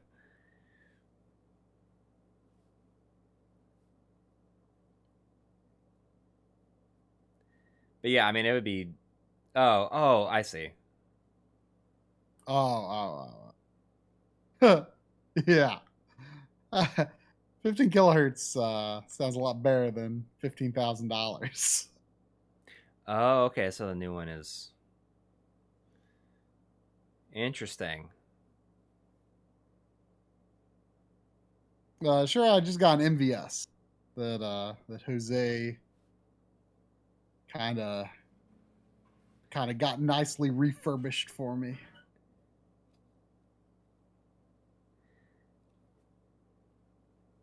Well, I mean, I'll have to look at the different options, but I mean,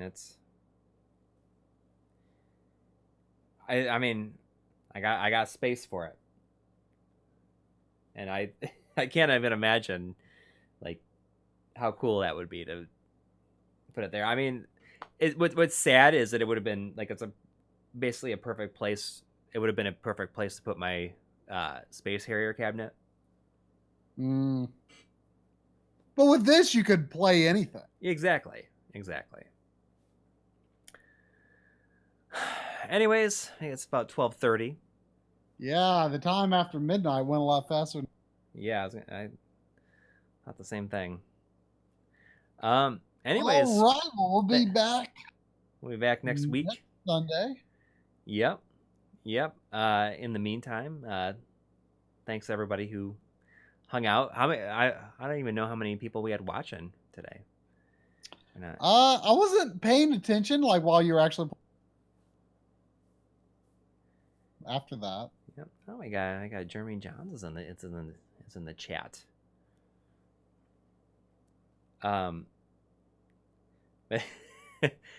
He says now it's time to start gaming, but no, I you should rewind and watch me finish Contra though. Anyways, thanks to everybody who donated and hung out. It was a lot of fun. I'm happy I was able to finish the game fairly early. Yeah. Exceeded expectations. It did. It feels good. You know, I had that game marked as beat on my backlog. But now it's for real. Yep, that's right.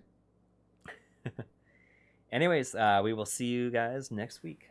Good night, everybody. Good night.